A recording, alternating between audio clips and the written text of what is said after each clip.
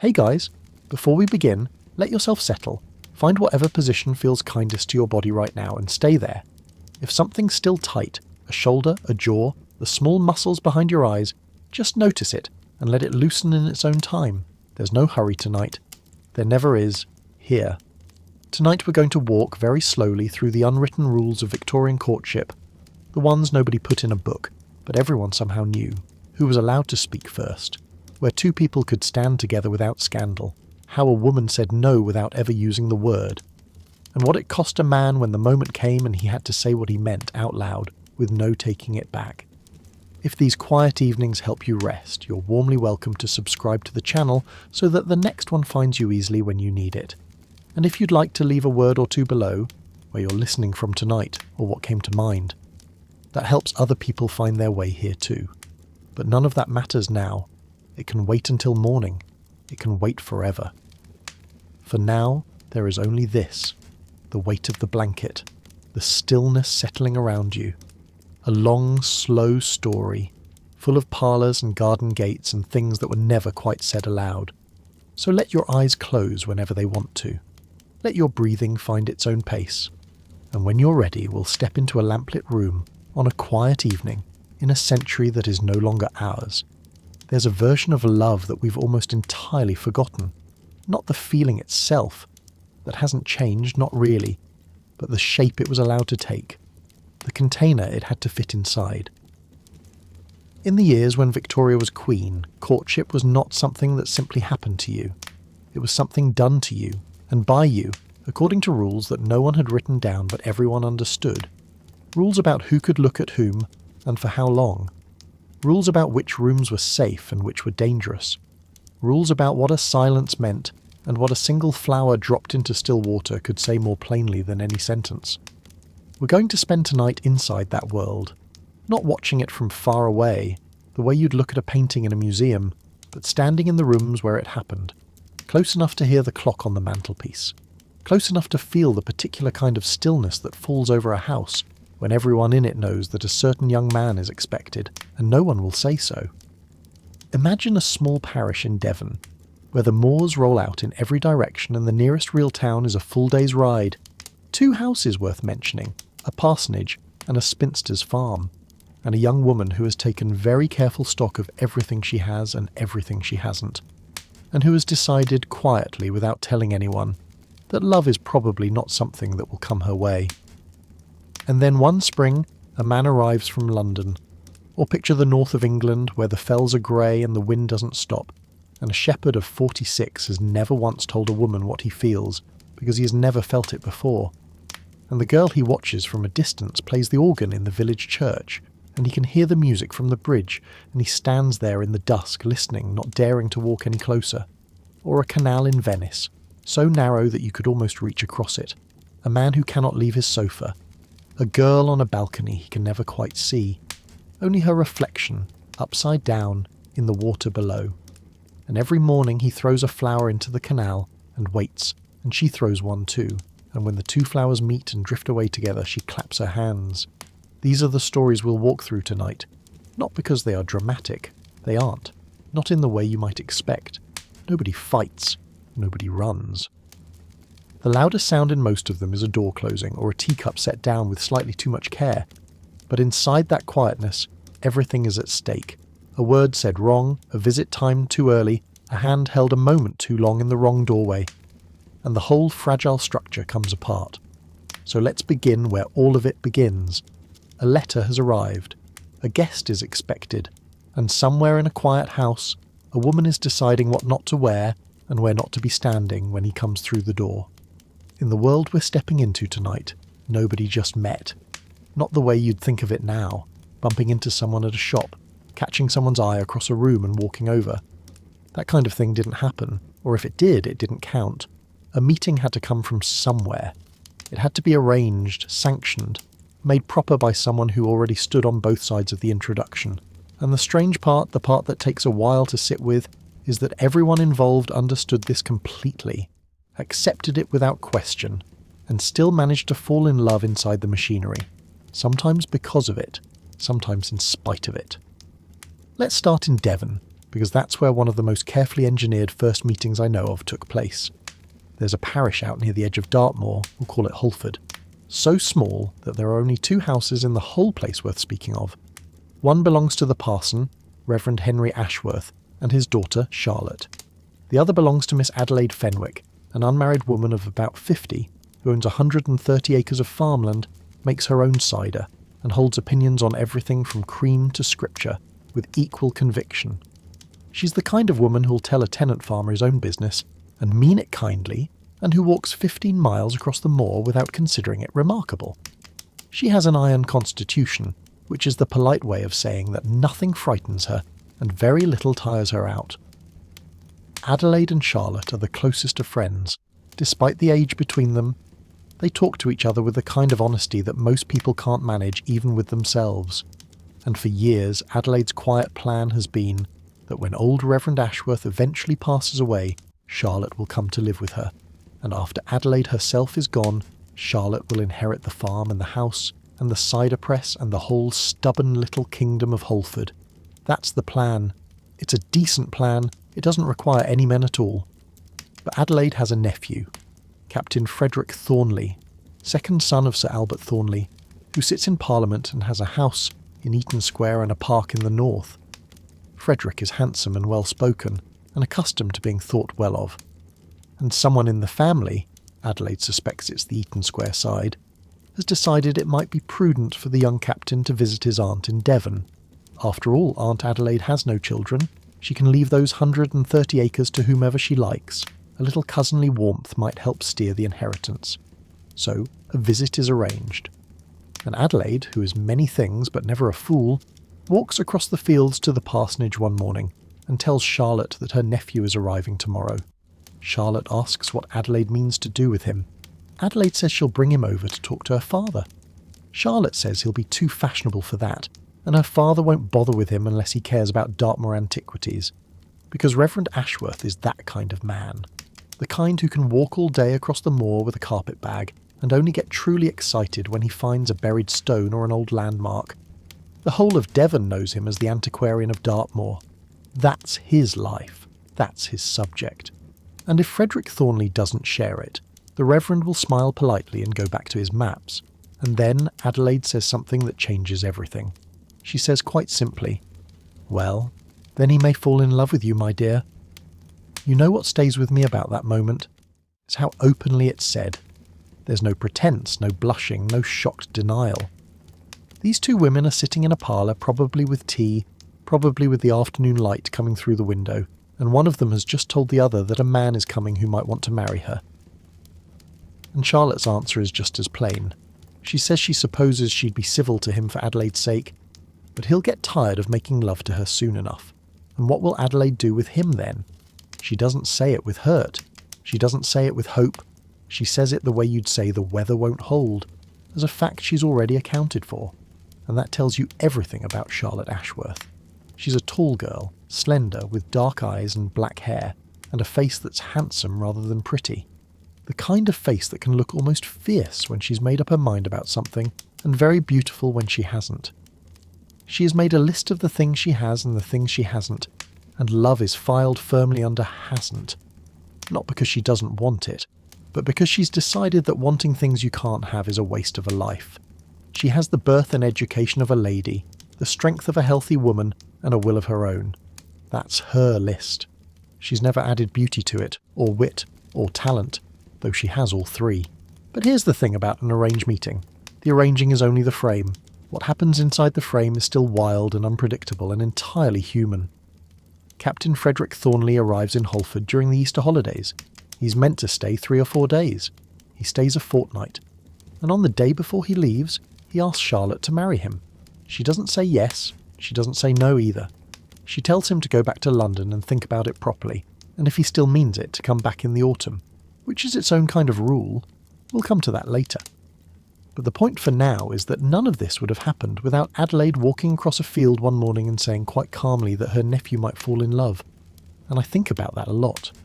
How many love stories never happened because there was no Adelaide? No one to make the introduction, no one to create the excuse, no one to put 2 people in the same room and leave them there. In a world without apps, without dating columns, without any of the machinery we take for granted, you needed a person. A flesh and blood person who knew both sides and was willing to say out loud what everyone else was only thinking. And if you didn't have that person, you might live your whole life in a parish of 200 souls and never once speak to the one who could have changed everything. That's how it worked for people who had an Adelaide. Someone with connections, with property, with a reason to bring two worlds together. But not everyone had one, and for those who didn't, the first meeting was something entirely different. Something accidental looking, though rarely accidental at all. In the north of England, far from Devon, up where the fells are grey and the stone walls run like stitching across the hills, there's a sheep farmer named Reginald Halsford. He's 46 years old. He's never married. He lives with his mother in a bare, oblong farmhouse called Aldwick, where a peat fire sends shadows across the stone floor and hams hang from the ceiling in dark rows. Behind the house, the fell side rises like a curtain into the dark. In front there's a whitewashed porch and a narrow garden plot enclosed by a low iron railing. That's his world. The sheep, the fells, the twice-yearly markets at Penrith and Carlisle, and the heavy silence of his mother's kitchen. For 300 years there have been Halsfords at Aldwick, generation after generation tramping the same grey upland, scattering their flocks in spring and driving them home in winter. They've been a family of few words, keeping to themselves, beholden to no man, and Reginald has followed the pattern without question. Until now. He's been churchwarden for years, which means he goes to the vicarage now and then to check the parish accounts with old Reverend Oliver Blakeney. And one summer evening, while he and the parson are bent over columns of figures at the vicarage table, a young woman is standing by the window. Her name is Beatrice Blakeney. She's the parson's niece, just back from school in Leeds. She's wearing a white dress, and to Reginald, who has spent his entire adult life among sheep and stone and his mother's silences, she looks like someone from another country entirely. He thinks she looks like a London lady. She stands there gazing out into the summer twilight while the two men finish their business, and when Reginald gets up to leave, she glances at him with a quick, open curiosity, the kind of a look a person gives when they haven't yet learned to hide their interest. And Reginald mutters something that might be good night, and is out the door before she can answer. That's his first meeting. No aunt arranged it. No letter was sent. He was simply in a room, doing his duty, and she happened to be standing in it. But I keep thinking about what that glance must have felt like to a man like Reginald. 46 years of nothing. No courtship, no flirtation, not even the language for it. And then a girl in a white dress turns her head and looks at him, and something shifts inside him that will never shift back. He didn't choose it. He couldn't have prepared for it. The whole machinery of Victorian matchmaking had nothing to do with it. It was just a room, and a window, and a pair of eyes that happened to meet his. The next time he saw her was in church on Sunday. He watched her from across the pews carefully, the way you'd watch something you weren't sure you were allowed to look at. And that afternoon, two women sat in his mother's kitchen and gossiped about the parson's niece, how she was stuck up, full of townish airs and graces.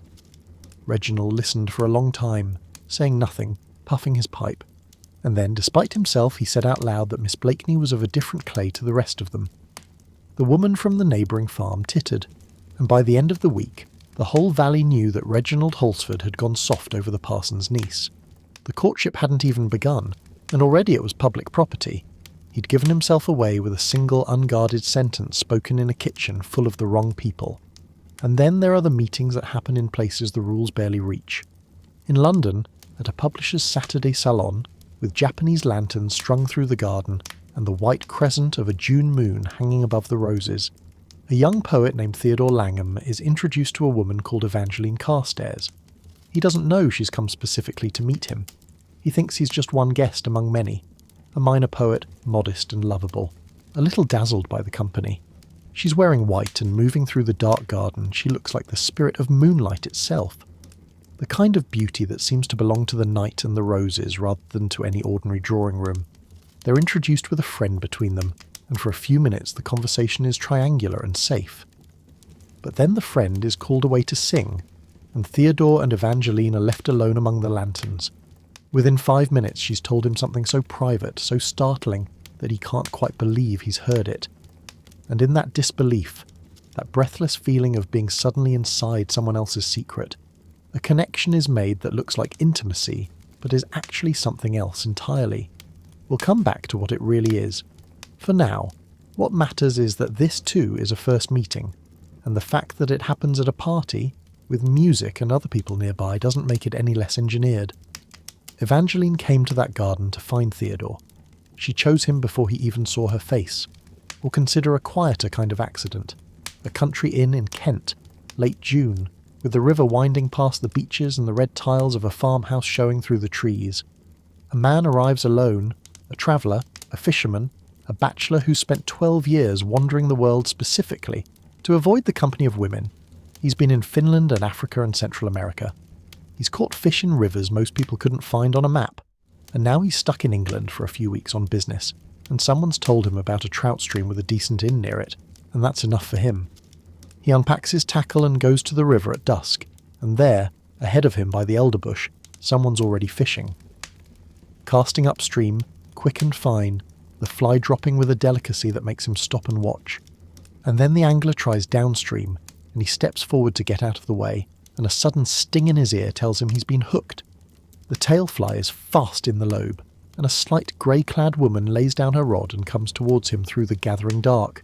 She snips the gut with a tiny scissors from her fly book. She tells him, quite calmly, that it was exceedingly stupid of him to come up behind her like that.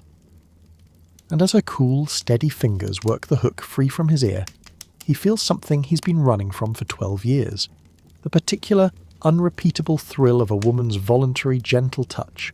Not a paid caress, not a handshake, just steady fingers on a torn earlobe and a voice that matches the evening. They walk back to the inn together, and it turns out she's staying there too. And that's the whole meeting. A hook in the ear, a pair of scissors, a walk through wet grass. No introduction, no arrangement, no aunt. Just two people at a river at dusk and the smell of rain on dust and mignonette. And then there's Venice. And this one's different from all the rest, because in this story the two people never stand in the same room at all. There's a man named Percival Weston, an Englishman, a painter of small watercolour flowers and fruit. They're the cheapest models in Venice, who has been lying on a sofa beside a canal window for 6 years. He can't walk. He earns about £30 a year, sends his paintings to a friend in London who sells them to a dealer for small sums. His room is 5 feet above the water, and the house above him overhangs the canal, so his view upward is cut off almost entirely. He can see a few feet of the building across the way, but that's all. What he can see perfectly is the building's reflection in the water below, and in that upside-down world on a reflected balcony, there's a girl. Her name is Isadora. She's about 13 when he first notices her, sitting with a glass of flowers and a crucifix, doing needlework from dawn to dark. She has an old mother who sits beside her on warm days, and Percival watches her wrap the old woman in shawls, bring pillows for her chair, lay a stool beneath her feet, and every now and then set down her sewing to kiss the old lady's forehead for half a minute, before picking up the needle again. He can't see her face directly, only its reflection, upside down, trembling slightly in the canal water. But over the years he builds an entire life around that inverted image. He gives her a beauty he has to take mostly on faith. He watches her reflection grow downward as she grows upward, until she's not a child anymore but a young woman of 16 or 17. And one day, when he thinks her reflection is looking at his, he tries the desperate experiment of nodding. And the reflection nods back. There's something here I can't quite let go of, because this is the most extreme version of a first meeting that I can imagine. Two people who've never spoken, who've never been in the same room, who can't even see each other the right way up. And yet something begins between them, through water, through glass, through the strange intimacy of watching a reflection watch you back. It's courtship stripped down to almost nothing. No aunt, no salon, no church pew, no vicarage account book. Just a nod, and a hope, and a canal so narrow you could almost reach across it but never will. Every one of these meetings is different. A Devon parlour, a northern vicarage, a London garden, a Kent riverbank, a Venetian canal. But they all share one thing. In each of them, the moment of first seeing is also the moment of first reckoning. The instant when someone looks at another person and understands, without wanting to, that the quiet life they'd built for themselves is no longer enough, and everything that follows, Every rule and ritual and silence we'll walk through tonight begins right here. In a glance that wasn't meant to happen. In a nod returned across still water. In a name spoken aloud in the wrong kitchen. The fire in the grate shifts and settles. And the evening is still very young. The day Captain Frederick Thornley is expected back in Devon, Charlotte Ashworth does something very precise. She doesn't do nothing. That would be too obvious. And she doesn't go to Adelaide's house to wait for him. That would be unthinkable. Instead, she gets up and goes about her morning exactly as she always does. She gives directions to her two maids. She sits down with her father at 4 o'clock for dinner, just as they always do in the summer months. And then she announces that she's going to walk up to Brendine, a solitary farmhouse in the next parish, to visit the old bedridden woman who lives there. She ties on her hat and goes. She doesn't leave word about which route she'll take. She doesn't look back down the road. She doesn't glance out of any window to see if someone might be coming along the lane. And all of this, every bit of it, is a performance. Not a dishonest one exactly. More like a discipline. Charlotte knows perfectly well what time Frederick's train arrives at Newton Abbot. She knows how long the 12 uphill miles from the station to Holford will take by post-chaise. She's done the arithmetic in her head, probably more than once. His road to Adelaide's house passes right by the parsonage gate, and if she sat at her bedroom window, she'd see him go by. But she won't sit at the window. She won't do anything that would force her to accuse herself of waiting for him. That's the rule. Not a rule anyone wrote down, not a rule anyone taught her. Just a rule she carries inside her bones, that a woman who shows eagerness has already lost something she can't get back. And here's the part that gets me. She's been in love with him for 4 months. She spent the entire summer sitting on a hillside above the parsonage, in a sloping field where their solitary cow grazes, with a book open on her knees that she never reads, watching the sun go down and thinking about him. Everyone around her can see it. Adelaide can see it. Her father can see it, in his gentle, bewildered way. Even the neighbours have noticed that something's changed about Miss Ashworth, but Charlotte herself has not said one word to anyone. Not one. And on the day the man she loves is coming back for her, she puts on her hat and walks in the opposite direction to visit an old woman in a farmhouse on the moor. That's what "who speaks first" meant in this world. It wasn't just about the words.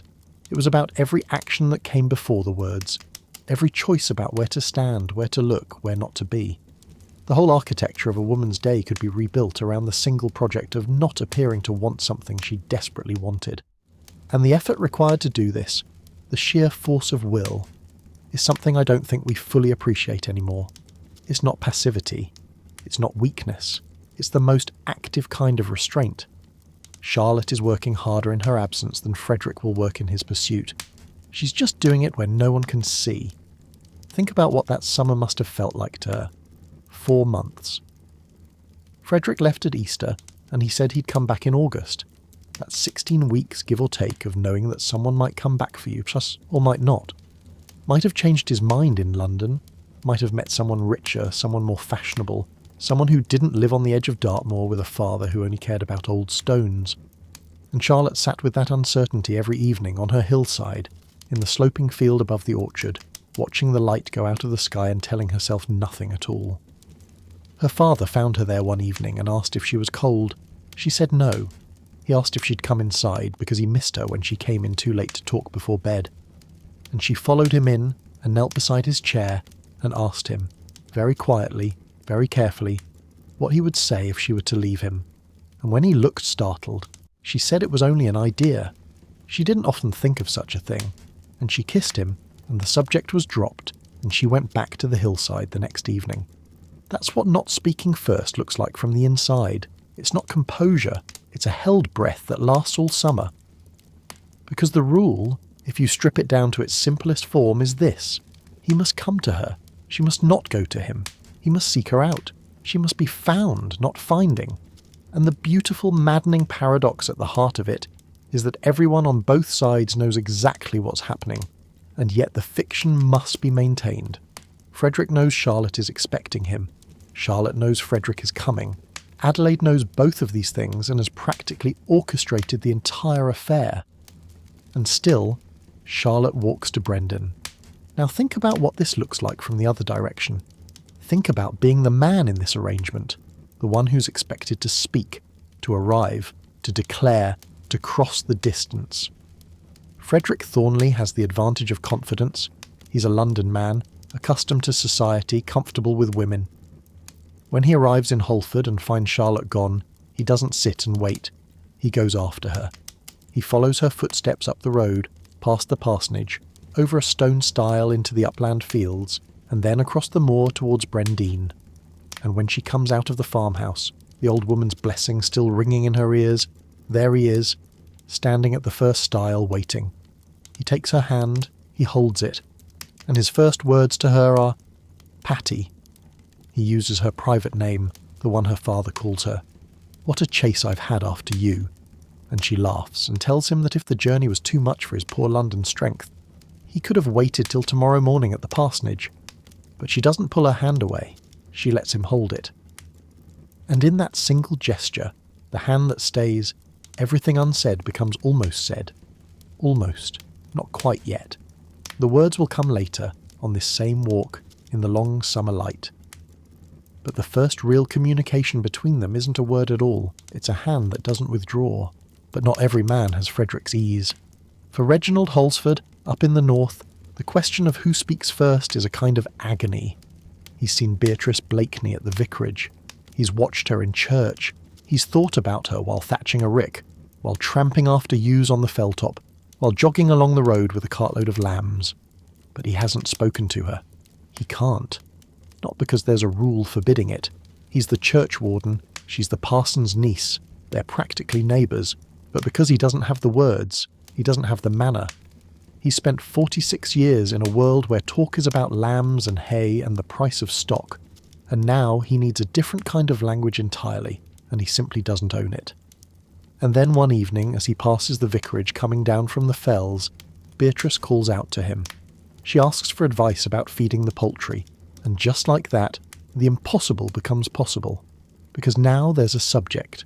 There's a reason to stand in a garden gateway and talk, and the reason has nothing to do with love and everything to do with chickens.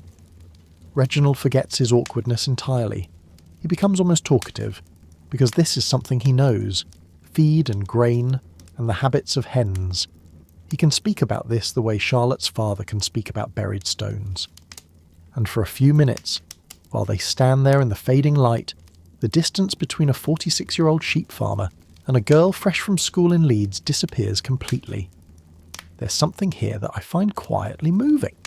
The poultry became their link after that, their standing excuse to stop and talk in the lane. Several times a week he'd meet her, and she'd admire his dogs, and he'd tell her earnestly that they were sorry curs, and once she laughed at his seriousness and called him Mr. Churchwarden, and he took a secret, stubborn pride in her friendliness, not understanding, because how could he? That friendliness wasn't the same thing as what he felt. The chickens were his permission slip. Without them, he might never have spoken to her at all, and for Reginald the agony of not speaking went beyond the lanes and the vicarage garden.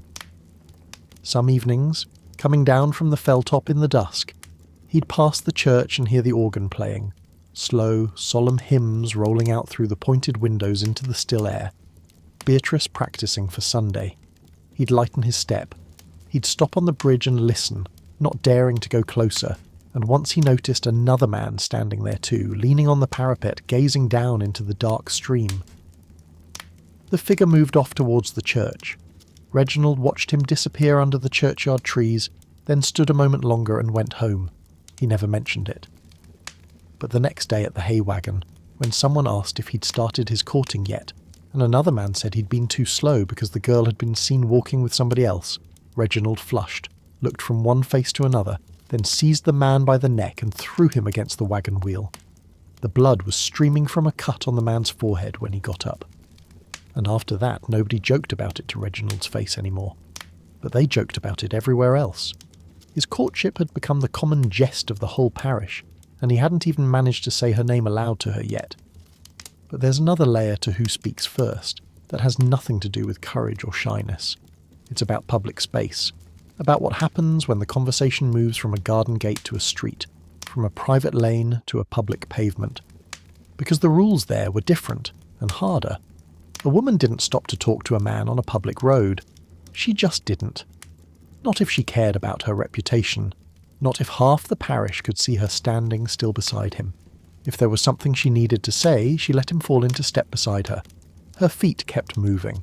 That was the rule, though nobody would ever call it that out loud. The motion was the cover. As long as you were walking, you were going somewhere. You had a purpose. The moment you stopped, you were just a woman standing with a man, and every curtain in every window became a pair of eyes. And yet there were women who broke this rule, or rather, who'd never been taught it in quite the same way. In a country inn in Kent, the woman in grey who'd hooked the fisherman's ear didn't wait for him to speak first. She laid down her rod, walked towards him through the dusk, and told him plainly that he'd been stupid. There was no coyness in it, no performance of reluctance. She snipped the line, handed him her scissors, and gave him instructions about how to push the hook through his ear. And when they walked back to the inn together, she took the lead, mentioning that she'd caught 2 brace, one a beauty, asking what fly he'd been using, letting him sling her basket over his shoulder as if it were the most natural thing in the world. She spoke first, and she kept speaking, and the effect on the man was something close to vertigo. Not because she was bold, because she was simply present, without apology, without manoeuvre. It undid 12 years of careful avoidance in about 10 minutes. Charlotte understood this instinctively. When Frederick finds her on the moor, she doesn't stop walking. She lets him walk beside her, and they talk as they go, and the conversation moves in fits and starts, with long pauses between the important things. She teases him about his London softness. She asks after Adelaide.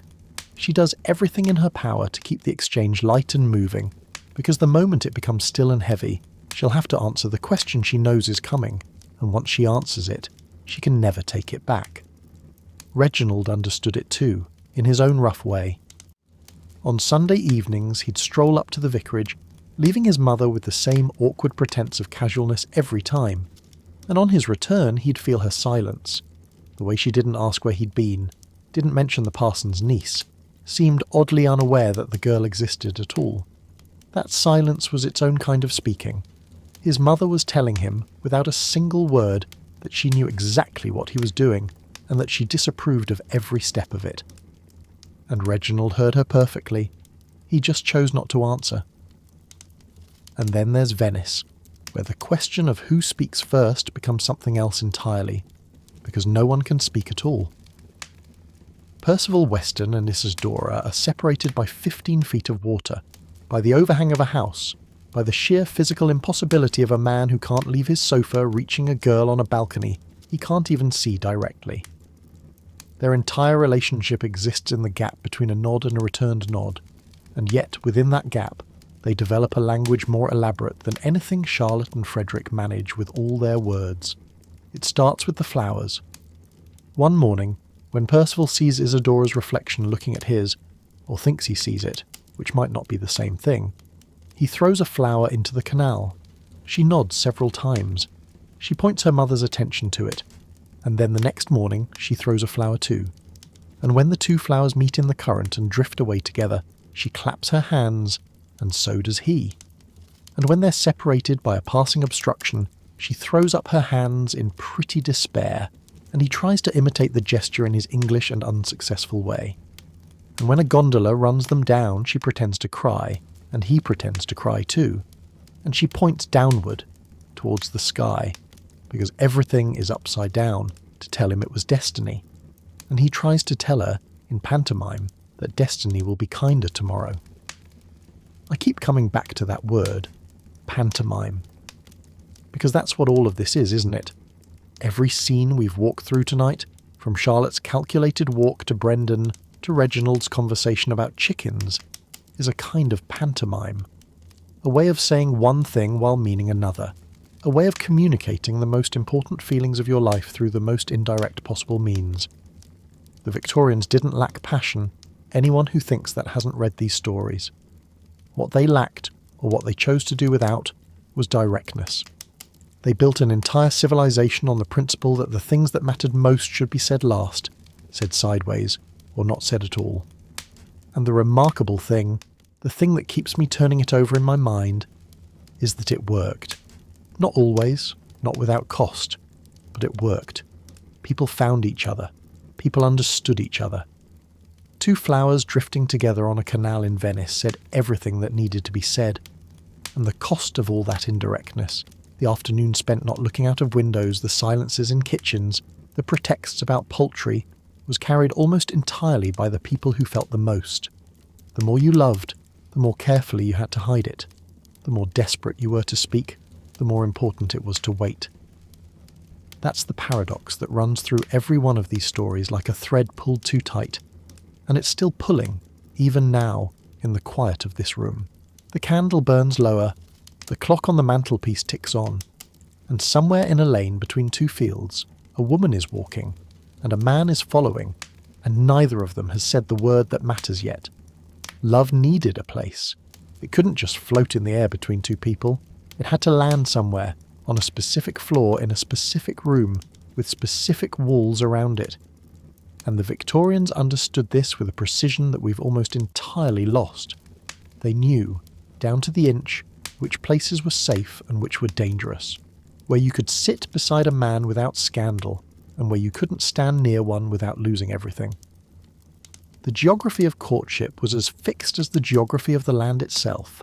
Every parlour, every lane, every churchyard had its own unwritten rules, and breaking them wasn't just improper. It was the kind of thing that followed you for the rest of your life. Let's start indoors, because that's where most courtship officially took place. The parlour, the sitting room, the front room with the good furniture and the clock on the mantelpiece. In a house like the parsonage at Holford, the parlour is where Charlotte Ashworth receives visitors, sits with her father, does her mending, reads her books. It's also the room where, on the evening she walks back from the moor with Frederick Thornley's proposal ringing in her ears, she has to sit down and wait. Because there are two men in the parlour. Mr. Gribbles from one village and old Mr. Poulter from another have come to meet Reverend Ashworth by appointment, and the three of them are deep in some knotty point of local antiquarian law. Charlotte takes off her hat and sits. She waits. For a full hour she waits, while these two elderly gentlemen debate whatever it is they're debating. Some buried stone, some boundary marker, some fragment of the past that has no connection whatsoever to the fact that Charlotte Ashworth has just told a man she loves him with all her heart and strength. There's something almost comic about it if you think about it from the outside. The most important evening of her life, and she's sitting in a parlour listening to an argument about local history. But that's exactly the point. The parlour is a public room. It belongs to the household, not to any one person's private feelings. You don't burst in and announce your engagement while guests are present. You don't interrupt. You don't let your face show what's happened. You sit and you wait, and you curl your fingers around the edge of your chair. And when Gribbles finally says his long last word at the door, and Poulter shuffles out behind him, then, only then, do you kneel at your father's feet and tell him that you're going to leave him. And even then, the door has to be closed first. I keep thinking about what that hour must have cost her. Not the waiting itself. Charlotte was good at waiting, she'd proved that all summer, but the particular kind of self-containment it required. She was sitting in a room with three men, one of whom was her father, and she was carrying inside her a secret that was about to change all of their lives, and she gave no sign of it at all. That's what the parlour demanded: composure, silence, the subordination of everything personal to the requirements of the room. And the parlour's great advantage was also its great limitation. There were always other people in it. A father reading, a guest talking, a servant passing through. The parlour was never truly private, which meant it was never truly dangerous, which meant it was never the place where the real conversations happened. Those happened somewhere else. They happened outside, the walk. If the parlour was the stage, the walk was the wings, the place where you could say things that couldn't be said indoors, where the absence of walls meant a different kind of permission.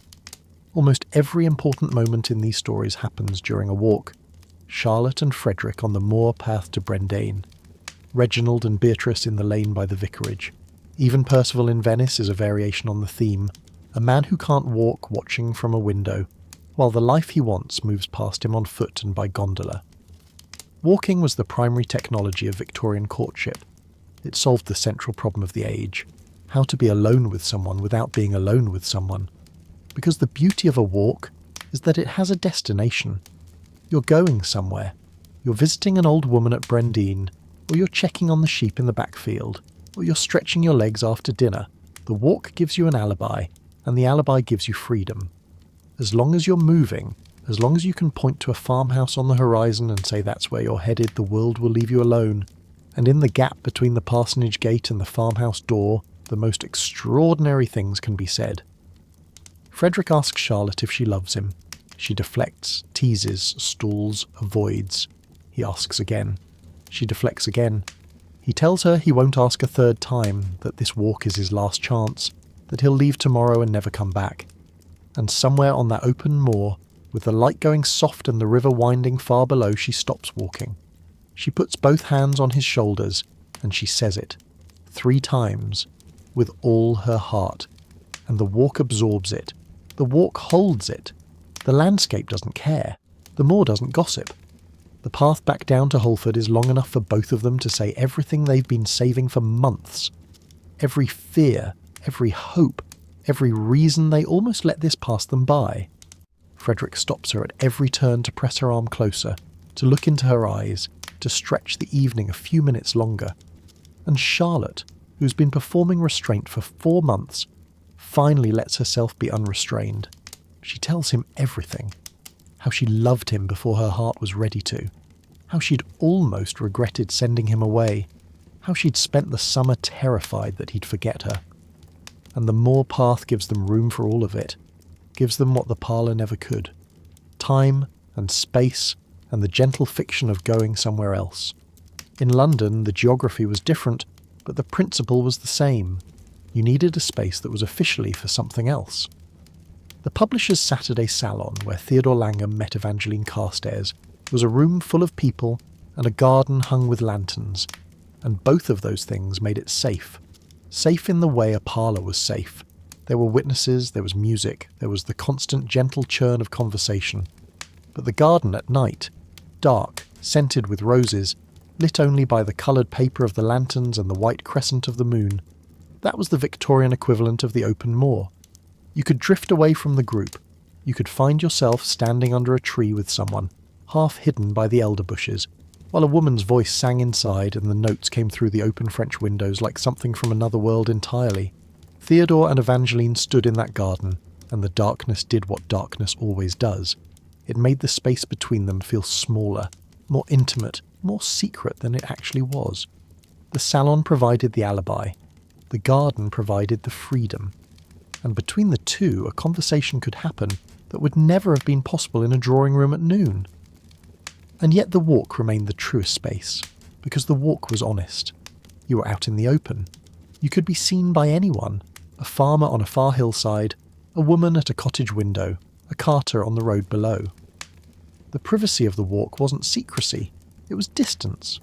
Nobody could hear what you said, but everyone could see that you were together. And that visibility was itself a kind of declaration. When Charlotte let Frederick walk beside her on the moor path, she was saying something to the whole parish, whether she meant to or not. She was saying, "This man is with me, and I have not sent him away." That was worth more than a dozen private whispers. It was courtship conducted in plain sight, which made it both safer and more binding than anything that happened in a dark garden or a locked room. But not all walks were equal. There were walks, and then there were walks, and the difference between them was the difference between safety and ruin. A walk on the open moor, in daylight, along a known path, that was acceptable. A walk in the churchyard after dark, that was something else. And a walk in the wrong company, seen by the wrong people, that was the kind of thing that turned a name into a joke. Beatrice Blakeney learned this, or should have learned it. In the village where Reginald Holsford farmed, the church sat by the roadside, square-towered and solemn, and on the evenings when Beatrice practised the organ, the slow strains of the hymns floated out into the damp air, and anyone passing could hear them. It was a public building, a sacred building, and Beatrice inside it was perfectly safe. She was doing her duty. She was playing for Sunday. But the churchyard outside was a different territory, dark, sheltered by old trees, the kind of place where a man could wait without being seen, where a figure could lean against a headstone and listen to the music and watch the door. And when Beatrice came out into the night, pulling her cloak around her shoulders, The churchyard became the most dangerous space in the parish. One evening a man was waiting for her there. Not Reginald, someone else.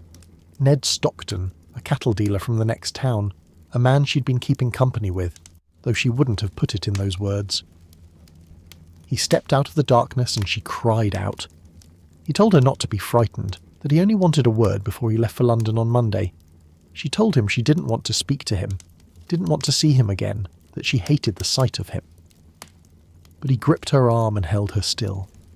And there, in the dark churchyard with the organ still echoing in the empty church behind them, he said something quiet and deliberate, something about being prepared to act properly by her if trouble came, and left her an address on an envelope. It was the kind of conversation that couldn't happen in a parlour, couldn't happen on an open road, couldn't happen anywhere that had witnesses. The churchyard at night was its own country, with its own laws, and the things said there were the things that couldn't be unsaid. And then there's the most extreme geography of all, of the fell side, the high ground above the valley, where the sheep walk is a thread-like track across loose stone, and the slope drops away steeply on both sides. This is where Reginald finally confronts Beatrice, months later, after all the laneside conversations about poultry, after all the Sunday evening visits to the vicarage, after all the patient, stubborn, nearly wordless pursuit. He finds her on the hillside one Sunday afternoon, alone, out of the village, away from the church where a new schoolmaster has taken over the organ. The path is narrow, the slope is steep, there's nowhere for her to go, and I think about that geography very carefully, because it matters. Reginald doesn't corner her in a room, he doesn't ambush her on a road. He finds her on open ground, but the openness is deceptive. The fell side is as private as any locked room. There's nobody up here, no curtains to twitch, no neighbours to overhear. Just the two of them, and the grey sky, and the distant twinkling lights of the village below. And in that privacy, Reginald says things he's never been able to say anywhere else. He tells her he's been waiting nearly 2 years. He tells her he's watched her take up with one man after another until his heart is fit to burst. He tells her that on the fell top the thought of her has nearly driven him out of his mind, that he's left his shepherding to sit on a cairn in the mist just picturing her face. And the fell side holds all of this. The raw, graceless, desperately honest declaration of a man who has no talent for words and is using everyone he has. She cries. She doesn't answer his question. She says she wishes she could die. And Reginald, who came up here to propose, finds himself standing on a mountainside with a weeping girl who is carrying a burden he doesn't yet understand. The fell side has given him the privacy to speak, but it's also given her the privacy to break apart. That's the thing about these spaces, and they don't protect you. They just give you room to be whatever you actually are. And up here, far from the village lights, with the dusk settling into the hollows of the fells and the plovers crying overhead, both of them are more exposed than they have ever been. He in his clumsy devotion, she in her distress. The fell side strips away every pretence that the parlour and the lane have allowed them to maintain. And then there's the garden gate, the small wicket leading up to the parsonage. This is the last piece of geography in Charlotte's story, and in some ways it's the most important, because the garden gate is a threshold, the place where the outside world meets the inside world, where the freedom of the walk meets the rules of the house. When Charlotte and Frederick reach it after their long walk down from the moor, everything has been said. She loves him, he loves her, they're engaged. But at the gate, Charlotte stops. She tells him he can't come in tonight. Not tonight. She needs to tell her father first. She needs to do it alone in the parlour with the door closed, and Frederick protests, gently, playfully. He says he should at least shake hands with her father, and Charlotte says no, not until she's spoken to him, not until tomorrow. She tells Frederick to come at 2 or 3 in the afternoon, and then she'll walk back with him to Adelaide's. And at the gate, almost but not quite, he tries to kiss her, and she almost but not quite lets him. The gate is where the walk ends and the household begins. The gate is where the private self has to put itself away and the public self has to come back out. And Charlotte stands at that threshold for a moment, half in one world and half in the other, and then she goes inside and closes it behind her. And she sits in the parlour and waits for Gribbles and Poulter to leave. In Venice there's no gate, no path, no walk at all. Percival Weston's entire geography is a window, 5 feet above the water, with the house projecting above him, cutting off the sky. His world is the width of a canal and the depth of a reflection. And Isadora's world, as far as he knows it, is a balcony he can never quite see, a glass of flowers and a crucifix on a little table. Between them lies an unbridgeable 15 feet of green water, and inside that water, upside down, they've built a life together out of flowers and nods and clapped hands. And what strikes me about this, what keeps pulling me back to it, the way a current pulls at a moored boat, is that all of these spaces, from Charlotte's parlour to Reginald's fellside to Percival's canal, are doing the same thing. They're giving love a shape. They're saying, here, in this room, you may feel this. Here, on this path, you may say this. Here, at this gate, you must stop. The Victorians didn't invent love, but they built the rooms it had to live in, and those rooms, with their walls and their windows and their thresholds, shaped the love as surely as a glass shapes water. Pour it into a parlour and it's one thing. Pour it into an open moor and it's another. Pour it into a canal in Venice, and it becomes something no one could have predicted.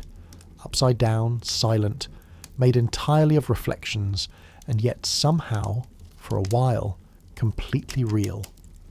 The space didn't allow anything more, but it didn't need to. What they had was enough to fill a canal and a window and 6 quiet years. The wind moves in the trees outside.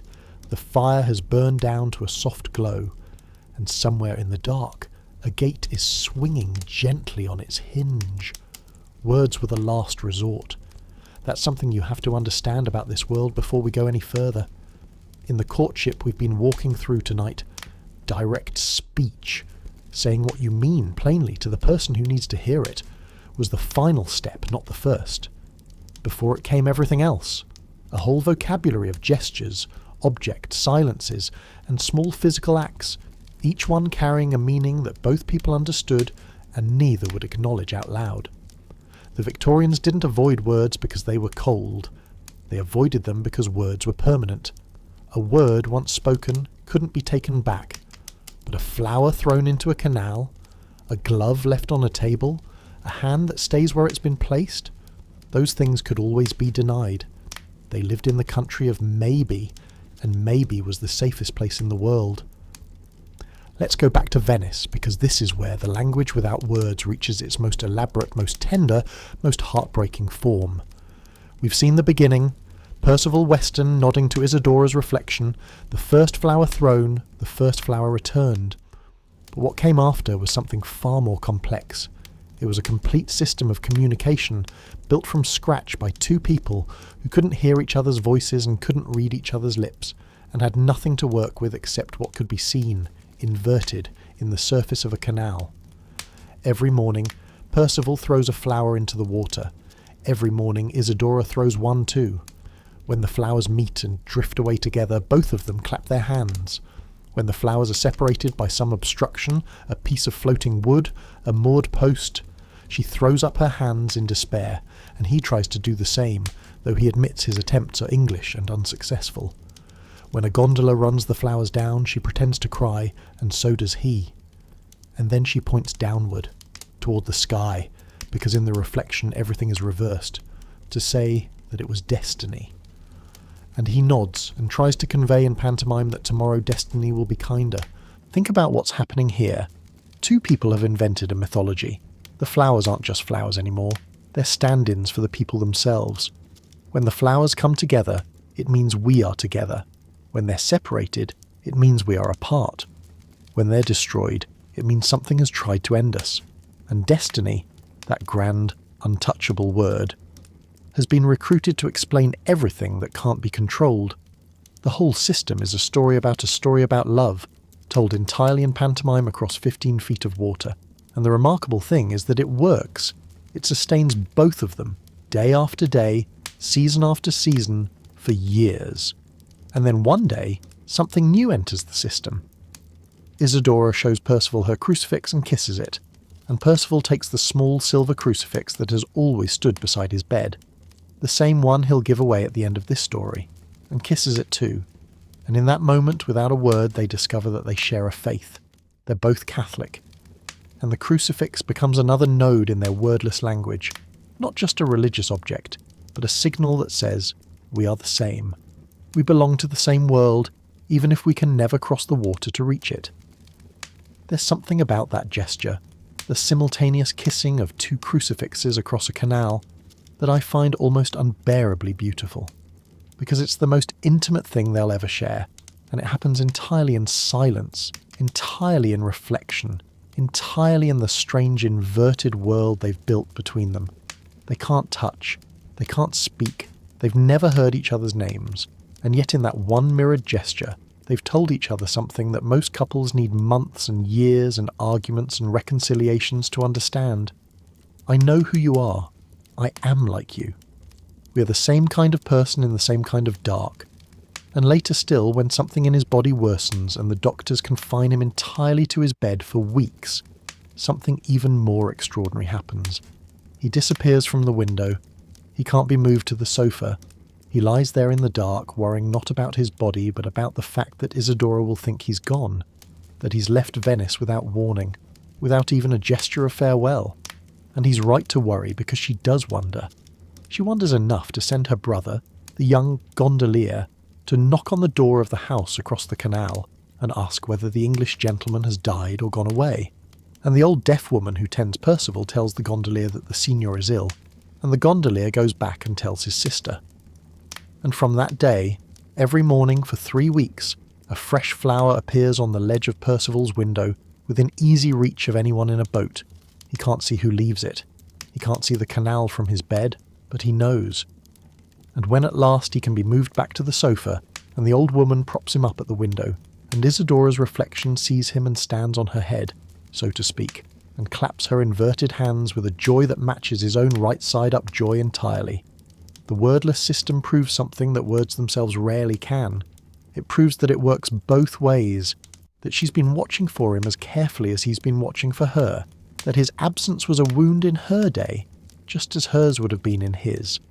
All of this communicated through a flower left on a windowsill by a gondolier at dawn. But objects didn't always need to be thrown or kissed to carry meaning. Sometimes they just needed to be left behind. In Kent, at a country inn, a man arrives and finds that he's sharing a sitting room with another guest.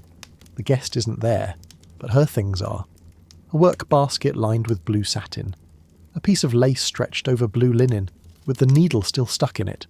Fairy work, he thinks, like cobwebs spun against a sky. A gold thimble with initials, a tiny scissors with a perfect shape, and some floss silk and tinsel in exactly the colours he's been wanting for a new fishing fly he's designing in his head. He picks up the basket and looks through it, touching each small thing, and he doesn't know why his hands are trembling slightly, except that these are a woman's private belongings, and they carry with them a world he's been avoiding for 12 years. The scissors, the thimble, the half-finished lace. Each object is a piece of evidence about the kind of person who left them here. Careful, patient, skilled with her hands, possessed of a quiet taste that doesn't need to be announced. He doesn't know her yet. He hasn't seen her face. But he's already begun to compose an image of her from these small, abandoned things, and when she walks into the room later that evening, the image will either be confirmed or shattered, and either way, something will have started.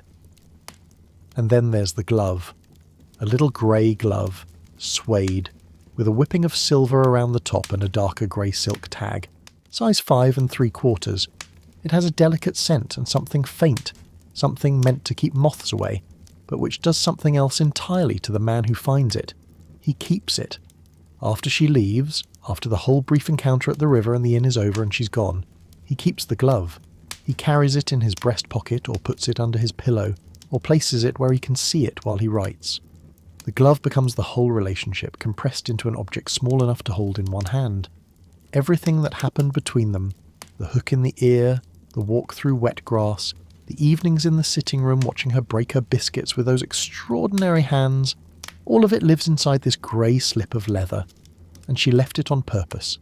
That's the thing. She must have. You don't accidentally leave one glove in an inn where you've been staying for days. You leave it because it's the only way to say what you can't say. Take this. Remember me. I was here, and you were here, and this is the proof. I think about objects like that glove sometimes, the way they outlast the moments that gave them meaning. The glove is just leather and stitching and a faint scent of something meant to discourage moths. But held in the right hand, at the right distance from a particular memory, it becomes the most articulate thing in the room. More honest than any letter, because a letter tries to say what it means and sometimes fails. The glove doesn't try at all. It just is what it is. A small, grey, personal thing that once touched a woman's skin and now touches a man's chest pocket. And in that simplicity it says everything. The Victorians, I think, understood the eloquence of objects better than we do. They lived in a world where directness was dangerous, and indirectness was an art, and the objects they left behind, the gloves, the flowers, the handkerchiefs, the pressed leaves inside books, carried the weight of everything they couldn't bring themselves to say. Now think about Charlotte Ashworth, who doesn't leave objects behind but uses her own body as a language. During the long summer before Frederick's second visit, she sits every evening on the hillside above the parsonage. She has a book on her knees. She doesn't read it. She watches the sunset over the winding river and she thinks and thinks and thinks. And everyone who passes, Adelaide, her father, the farmhands, can see exactly what she's doing, which is nothing at all, and can read exactly what it means, which is everything. The unread book is as eloquent as any letter. The hillside is as specific as any address. Charlotte has turned herself into a signal, a woman sitting alone in a particular place at a particular time, night after night, waiting for something she refuses to name. And then, on the walk with Frederick, the signals become smaller and more precise.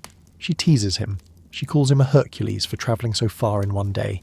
She mocks his London softness. And all of this is a kind of code.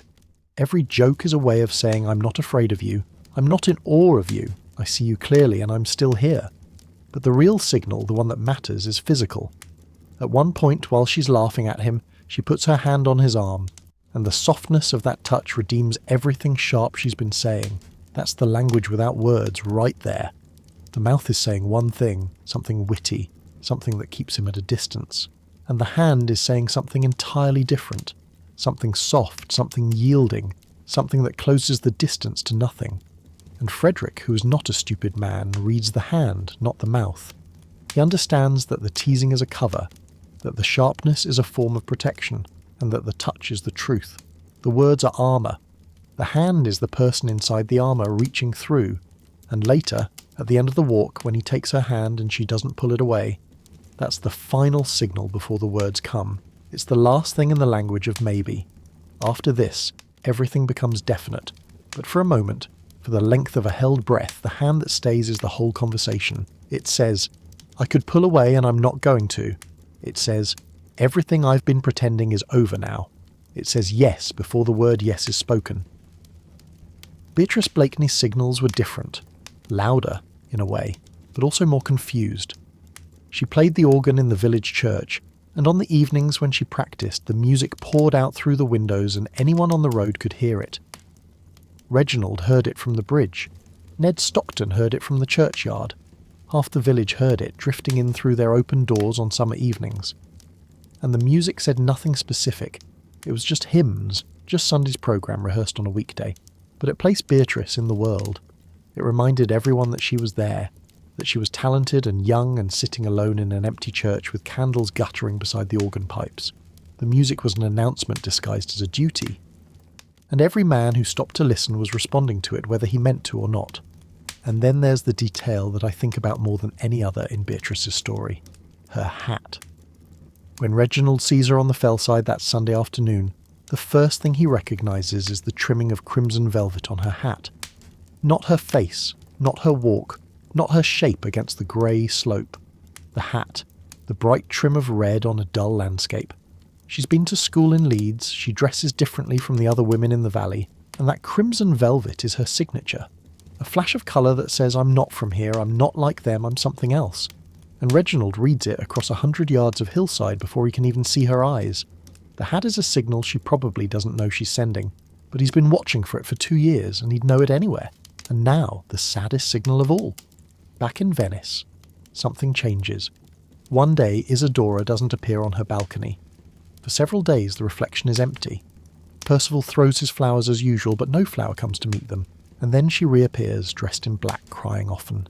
And he knows, without anyone telling him, that her mother has died. The black dress is the signal. The absence of the flower is the signal. The way she keeps looking at the empty chair beside her on the balcony, laying down her work to stare at it, then picking up her handkerchief. All of these are the language without words, and Percival reads every syllable. He doesn't try to comfort her, he can't. He just keeps throwing his flower every morning into a canal that swallows it alone. And one day, after many days, she nods to him again. And the next morning, her flower comes. And the two flowers find each other in the current, and drift away together, and the whole wordless system starts up again, as if it had only been holding its breath. But here's the thing about a language without words. It's a language without precision. It can say I feel something, but it can't say exactly what.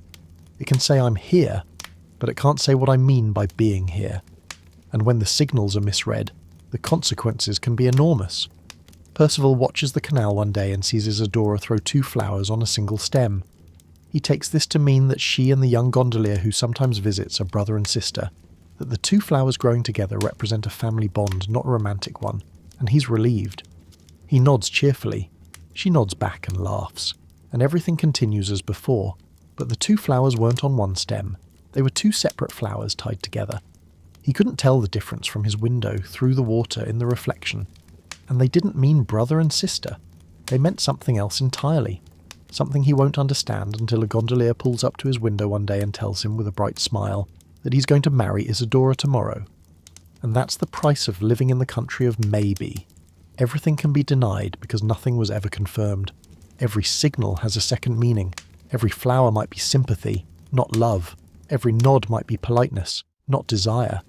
And when the truth finally arrives, when the words come at last and tear through all the careful ambiguity, there's nothing to fall back on. No letter you can produce, no promise you can cite, just a handful of flowers that drifted away down a canal, meaning whatever you needed them to mean, and nothing at all. The room grows quieter. The last of the firelight plays across the ceiling, and somewhere in the dark a glove lies on a table, still holding the shape of a hand that wore it once and won't again. And in its silence, it says more than any voice in any room tonight. Courtship in this world was never a conversation between two people. There was always a third. Someone standing at the gate deciding who got through and who didn't. Sometimes the gatekeeper was kind, an aunt who nudged things along, a brother who carried flowers to a windowsill. Sometimes the gatekeeper was immovable, a mother who'd sooner break her own heart than let a certain girl cross the threshold. And sometimes the gatekeeper was dying, and the last thing they did with their failing strength was hand the key to the person they trusted most. But whoever they were, and whatever they wanted, the gatekeeper was always there. No courtship in this world moved forward without passing through them first. And the shape of every love story we've walked through tonight was determined, in the end, not just by the two people at its centre, but by the third person standing between them. Let's start with the gatekeeper who opened the door, Miss Adelaide Fenwick, 50 years old, iron constitution, 130 acres, and a clear view of what was good for everyone around her. We've already seen her walk across the fields to tell Charlotte that her nephew was coming. We've seen her plant the seed. He may fall in love with you, my dear, and step back to watch it grow. But what we haven't talked about is what she did when Frederick left after his first visit. Because that's where Adelaide's real power shows. Frederick had stayed a fortnight. He'd proposed to Charlotte, and Charlotte had sent him away to think. And as he left, Adelaide said something to him that was, in its quiet way, the most important sentence in the whole affair. She told him he was welcome to come back in the autumn, if he came with a certain purpose. If he had no such purpose, she said, he had better remain away. That's the gatekeeper speaking, not suggesting, not hinting, telling. Adelaide is saying, this is my house, this is my territory, and the girl you've been courting is under my protection. You may come back, but only if you mean it. If you're playing, if you're indecisive, if you think you can drift in and out of this parish like a holiday visitor and leave Charlotte hanging, then don't come at all. And Frederick, to his credit, understood. He said he would assuredly return, and he did. But here's what gets me about Adelaide. She hadn't planned any of this. Before Frederick arrived, her plan was for Charlotte to live with her and eventually inherit the farm. No husbands required, no London captains, just two women, growing old together in a Devon parish, making cider and holding opinions, and then her nephew appeared, and Charlotte fell in love, and Adelaide had to choose between her plan and her friend's happiness, and she chose the happiness. She became the gatekeeper who opens the door, even though opening it means the house will be emptier afterwards. That takes a kind of courage that doesn't look like courage at all. It looks like meddling, or matchmaking, or just an old woman with a talent for organising other people's lives. But underneath it is something harder. It's the willingness to lose someone you love so that they can have something you can't give them. And Adelaide wasn't subtle about it either. That's what I find endearing. When Frederick arrives for his second visit, the first thing she says to him, practically before he's set down his bag, is a reminder of her ultimatum. "John," she says, using his private name, "do you remember the last words I said to you before you went away?" He claims he doesn't, though of course he does. And Adelaide tries to press the point, tries to ask him outright whether he's come to propose, and then loses her nerve halfway through the sentence. For all her iron constitution, for all her bluntness, even Adelaide can't quite bring herself to say the thing directly.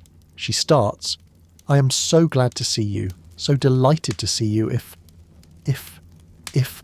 and then she stops. The if hangs in the air, and the scene moves on. But the if has done its work. Everyone in the room knows what it means, and no one needs to finish the sentence. Now let's walk north to Aldwick Farm, where the gatekeeper is a very different kind of woman.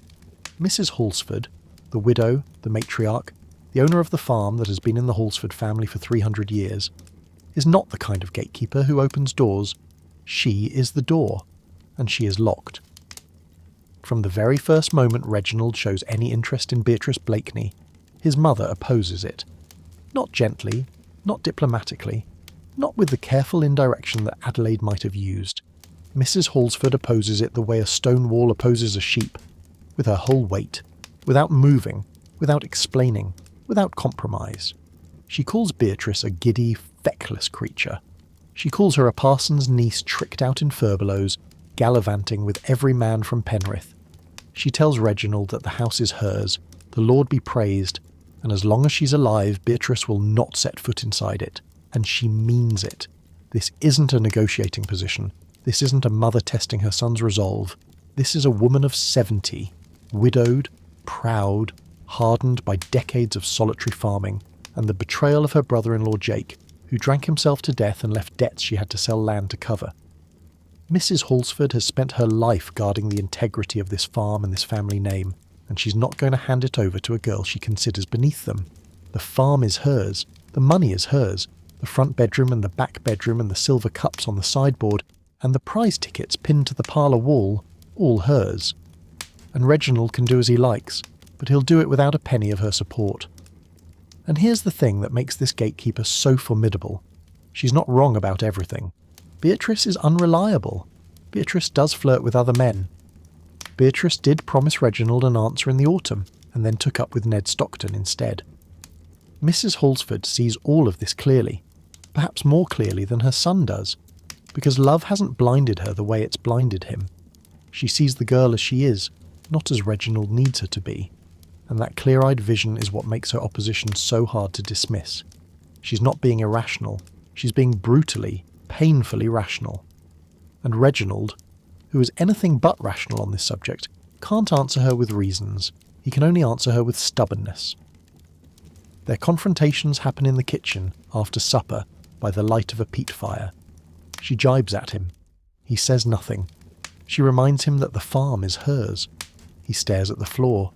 She asks if he met Beatrice on his way home. He says no, she was in church playing hymns, with Ned Stockton hanging around the door. And his bitterness in that answer is its own kind of defeat. He knows where she is, he knows who's with her, and he can't do anything about either. The kitchen at Aldwick Farm, with its stone floor and its hanging hams and its smell of peat smoke, is the courtroom where Reginald's case is tried and found wanting night after night by a judge who has never found anything wanting except in other people. And I think about what that does to a man, to come home every evening to a mother who despises the thing you love most, to sit across a table from someone who knows you completely and disapproves of you entirely. Reginald's stubbornness isn't courage exactly. It's something more like endurance. He doesn't argue with his mother because he can't win. and he doesn't give up because he can't imagine giving up. He just keeps going to the vicarage on Sunday evenings, leaving the house with the same awkward pretense of casualness, and coming home to the same deliberate silence. And the silence over months and months becomes a kind of war. The quietest, most exhausting war two people in the same kitchen can wage. One night, after the confrontation over Beatrice reaches its worst, after Mrs. Halsford has come home from Penrith Market with a story about seeing Beatrice in the street with a drunken man and another man holding her arm, Reginald goes to the vicarage. He stays for an hour, and when he comes home, his mother asks where he's been, and he says flatly with his pipe in his mouth, "Up at the vicarage, courting." That one word, courting, is a declaration of war spoken directly to the gatekeeper's face.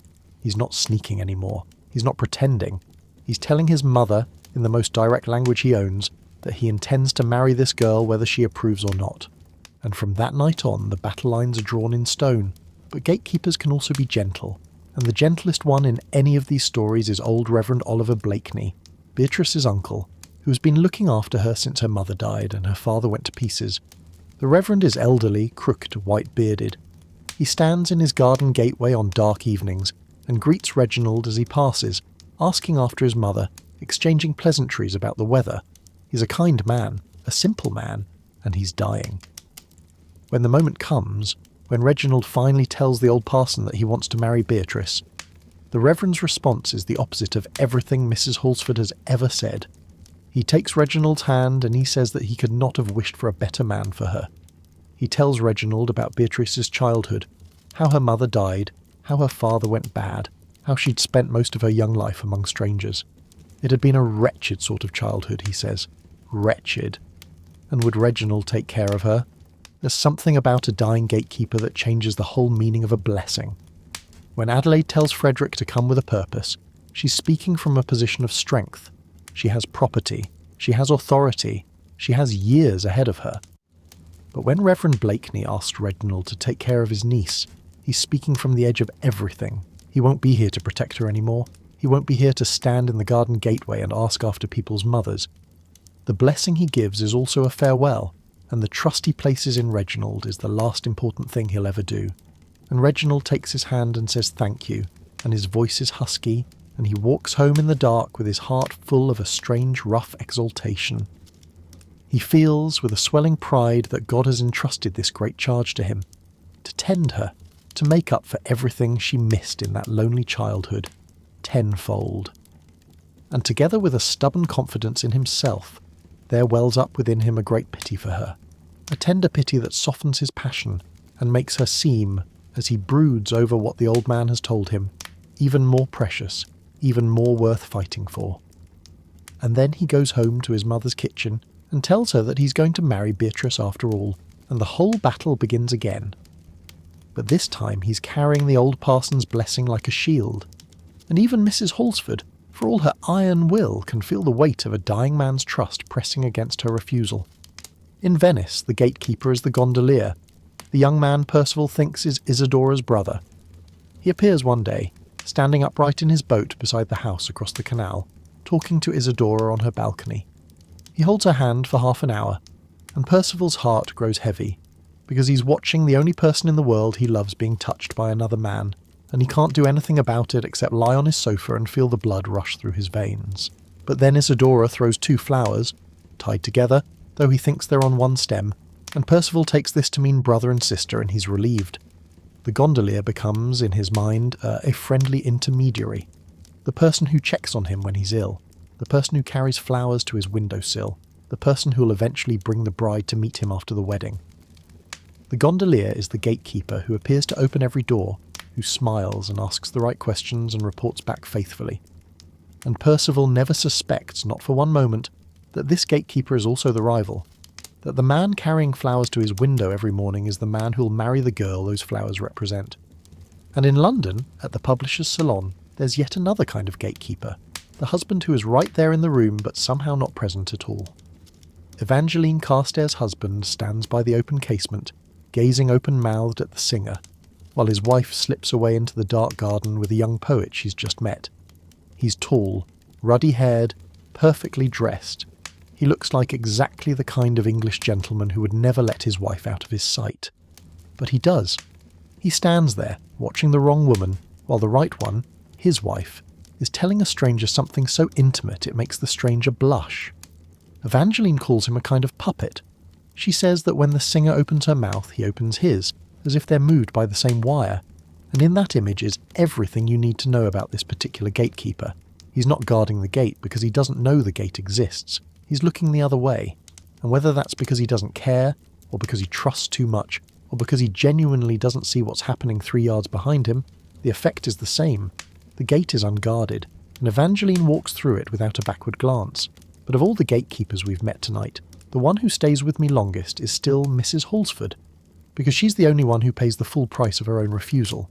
Adelaide opens the door and loses a companion. Reverend Blakeney gives his blessing and dies. Reverend Ashworth doesn't even notice the door is there. But Mrs. Halsford stands her ground, and what it costs her is her son. Not his physical presence. He'll stay at the farm, she'll let him bring Beatrice home, she'll even move out of the big bedroom to make room for them.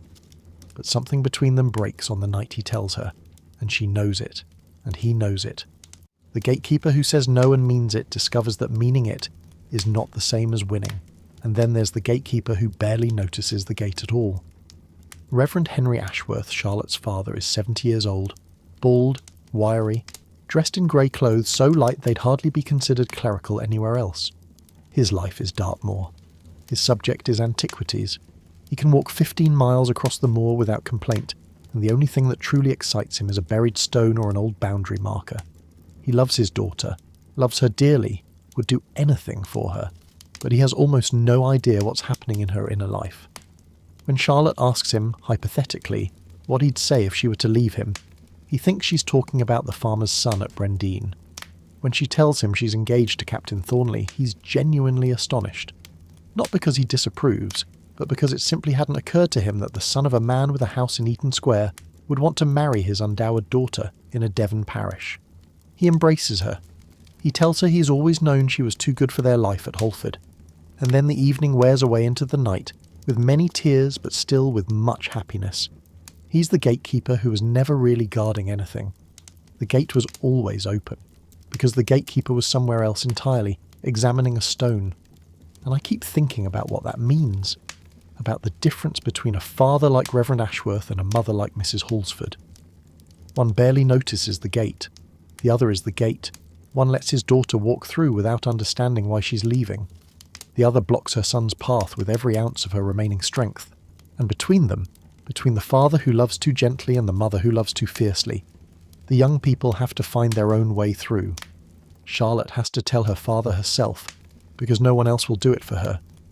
Reginald has to face his mother's verdict, because no one can face it on his behalf. The gatekeeper in the end doesn't decide the outcome. The gatekeeper decides the cost. The house is quiet now. The fire has gone to ash. And somewhere in the dark a gate stands open or closed, and the people on either side of it are still deciding what to do next. Saying no was the most dangerous thing a Victorian woman could do, not because anyone would punish her for it, not directly, not with violence or legal consequence, but because every no spent something that couldn't be replaced. In a world where a woman's chances of being courted were limited by geography, by class, by the sheer smallness of her social circle, every refusal was a calculation. This man, this offer, this life. If I turn it away, will another come? And the honest answer, for most women in most parishes, was probably not. You could count the eligible men within walking distance on one hand. You could count the ones who'd be willing to marry a parson's daughter with no fortune on even fewer fingers. Saying no wasn't just a word, it was a wager against the rest of your life, and yet they said it. That's the part that still astonishes me. They said it in different ways, some graceful, some clumsy, some cruel, some kind, but they said it. And the ways they found to say it tell you more about the inner lives of Victorian women than any etiquette manual ever written. Charlotte Ashworth's no is the most beautiful refusal I've ever come across. It happens on the day before Frederick Thornley leaves Holford after his first visit. He's been there a fortnight.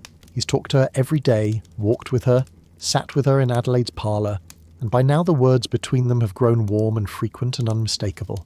He has, as the saying went, been making love to her. Not in the physical sense, but in the Victorian sense, which meant speaking to her in the language of courtship, telling her she was admired, telling her she was wanted. And on this last day he goes further. He proposes. He asks her in set terms to be his wife. And Charlotte doesn't say yes. She doesn't say no either. What she says is, "You should think more of this." She tells him that if he would really have her for his wife, it won't be much for him to return when time for thinking has passed. And with those words, she sends him away. Now, on the surface, this looks like a delay, like she's asking for time, but I don't think that's what it is at all. I think Charlotte is doing something far more complex and far more brave. She's testing him, not in a petty way, not as a game, but as a serious considered act of self-protection. Because Charlotte knows something about Frederick that Frederick doesn't know about himself, or at least something she's not yet sure he knows. She's not sure whether he's proposing because he genuinely loves her, or because the fortnight in Devon has been pleasant and she's the most interesting woman in the parish, and it seems like the right thing to do before he goes. She's not sure whether his love is the kind that survives a train ride back to London and 4 months of fashionable society, and she won't risk her whole life on a feeling that might not last the summer. There's something here that I find deeply moving. Charlotte isn't playing hard to get. She isn't performing reluctance to make herself more desirable. She's being completely, ruthlessly honest with herself about the situation. She knows she loves him. She's known it for days, maybe longer. But she also knows that love isn't enough, not in her position, not with the gap between his world and hers. If she says yes now, she gives up everything.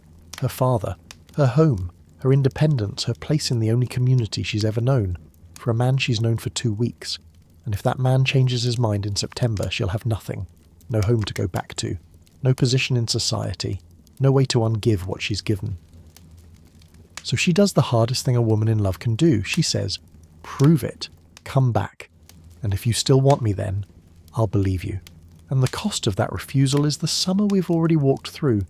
The long evenings on the hillside, the unread book, the sleepless reckoning with the possibility that he might not return. Charlotte chose that suffering. She chose 4 months of uncertainty over the risk of a lifetime of regret. And that, I think, is not coyness. That's courage. And think about what it cost Frederick too. He went back to London. He went back to his club, his regiment, his world of drawing rooms and dinner parties. And for 4 months he carried with him the knowledge that a woman he loved had told him to go away and prove himself. Not because she didn't want him, but because she wanted him too much to take him cheaply. That's a strange burden for a man accustomed to being welcomed everywhere. Frederick Thornley, son of a man with a house in Eaton Square, had never been asked to earn anything in quite this way before. His money couldn't buy it, his name couldn't shortcut it. The only currency Charlotte would accept was time. 4 months of it, spent in absence, with no guarantee that the investment would pay. And when he came back in August, having sat on a train for 5 hours and bounced in a postchaise for 2 more, and then chased her across the moor to Brendane, the first thing Charlotte did was tease him for being tired. She made him work for it right up to the last sentence. That's the particular cruelty of a conditional no. It doesn't end when the condition is met. It echoes all the way down the walk until the very moment the yes finally comes. But not every no was so carefully considered. There's another refusal in Charlotte's story, one that's smaller and quieter, but in some ways just as telling. Before Frederick ever appeared in Holford, a young man from Brendane, the farmer's stalwart son, owner of all those wild acres and the cattle they supported, had sent a message through Adelaide. He was honest. He was solvent. He didn't owe a shilling. He wouldn't ask the parson for any money. If there was any hope, he'd come and present himself as a suitor. He'd sent the message through Adelaide because he didn't dare speak to Charlotte directly. And Adelaide, being Adelaide, delivered it faithfully. Charlotte's answer was 3 words. It cannot be. She didn't explain. She didn't soften it. She didn't say she was flattered or that she needed time or that perhaps in other circumstances things might have been different. She said it cannot be, and she told Adelaide to make him understand, and she added that the matter should be thought of no more. And that was that. The farmer's son remained a bachelor. Brendane still wanted a mistress, and Charlotte went on with her life as though the conversation had never happened. And I think about the difference between these 2 refusals, the one given to Frederick and the one given to the farmer, and what they tell us about how a Victorian woman's no change depending on who was asking. Frederick got a conditional no. Come back and we'll see. The farmer got an absolute no. It cannot be. And the difference isn't about manners or kindness. It's about possibility. Charlotte could imagine a life with Frederick. She couldn't imagine a life with the farmer. Not because he was a bad man. He was honest and decent, and Adelaide said so. But because something in Charlotte's bones told her that this wasn't the story she was supposed to be in.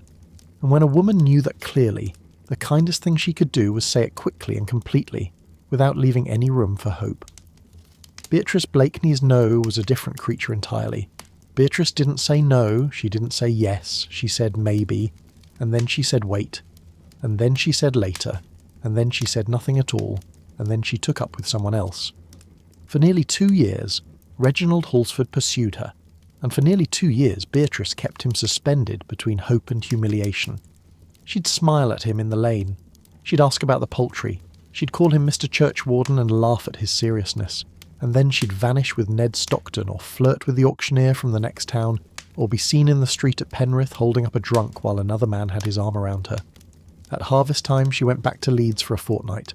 Before she left, she promised Reginald she'd give him her answer when she returned. She didn't.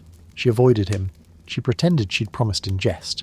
And she took up with Ned Stockton again. That's not a no. It's not a yes. It's the cruelest form of maybe.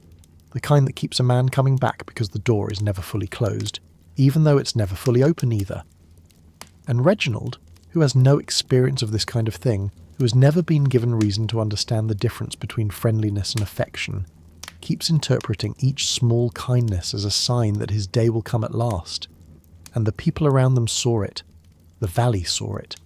The men at the hay wagon saw it, and they laughed about it until Reginald threw one of them against a wheel. The women at market saw it, and they talked about it over counters and across fences. Mrs. Halsford saw it most clearly of all, and she used it like a weapon. Every piece of gossip about Beatrice's latest flirtation became another nail in the argument that her son was making a fool of himself. The whole parish had become the audience to a refusal that Beatrice herself had never actually delivered. She hadn't said no. She hadn't needed to. The way she lived said it for her, week after week, and the only person who couldn't read it was the one person who needed to read it most.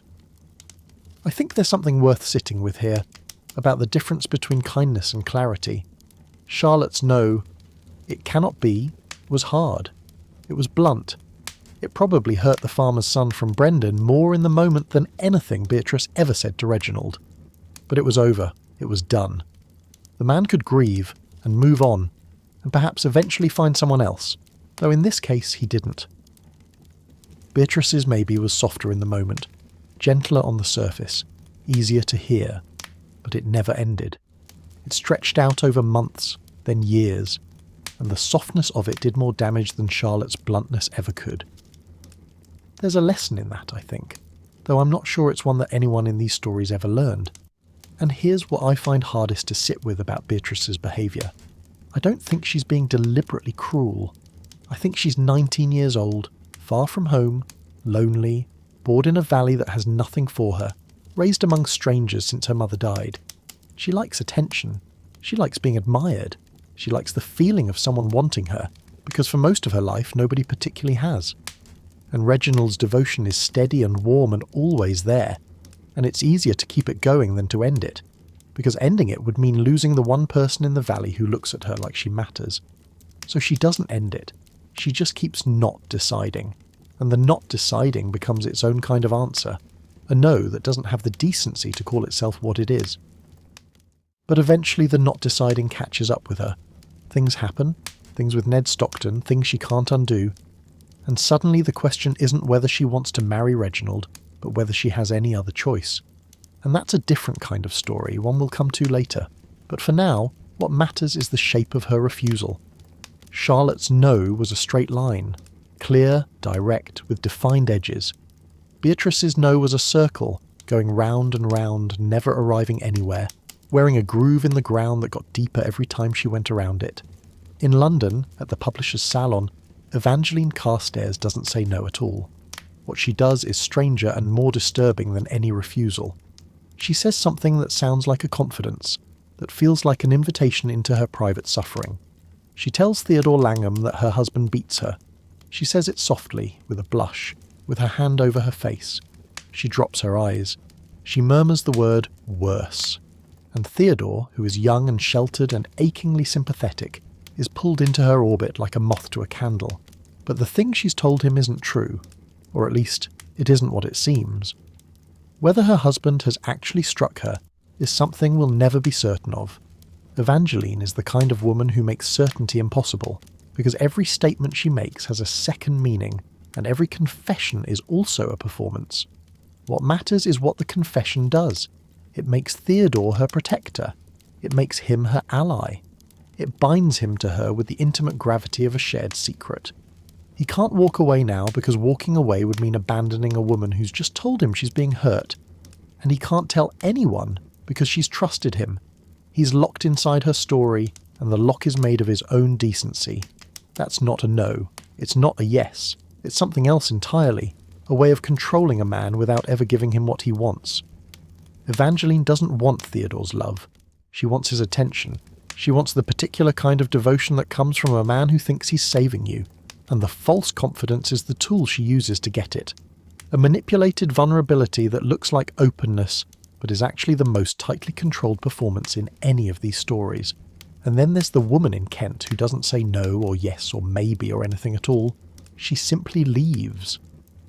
One morning, after several days at the inn, days of shared evenings in the sitting room, of fishing together at the river, of a connection so immediate and so complete that the man who tells the story can barely describe it without his voice breaking. She's gone. The inn is empty. Her work basket is gone. Her rod is gone.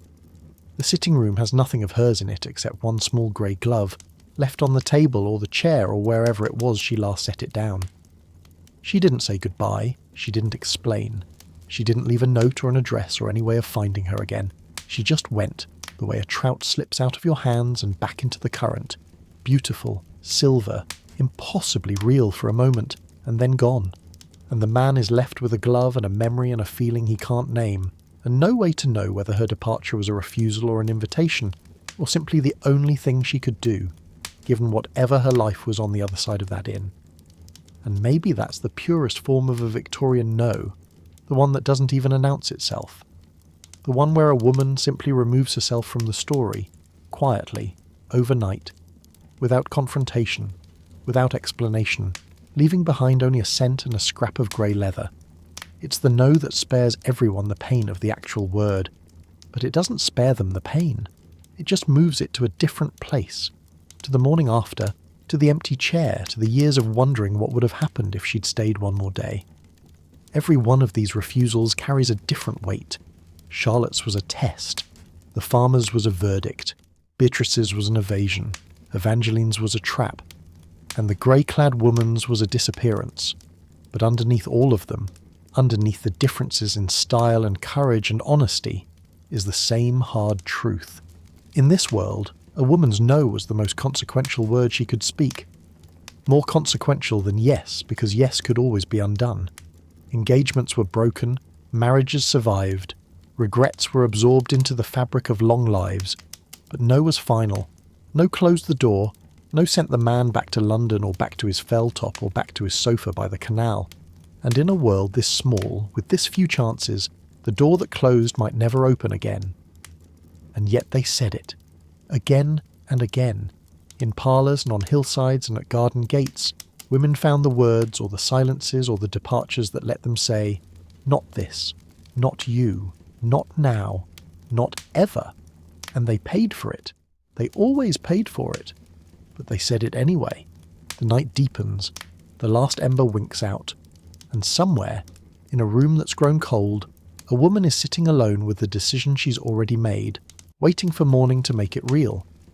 There comes a moment in every one of these stories when the man runs out of silence, when the walks and the signals and the chickens and the flowers and the years of careful indirection are no longer enough, and the only thing left is the word itself, the actual, specific, undeniable word that can't be taken back once it's spoken.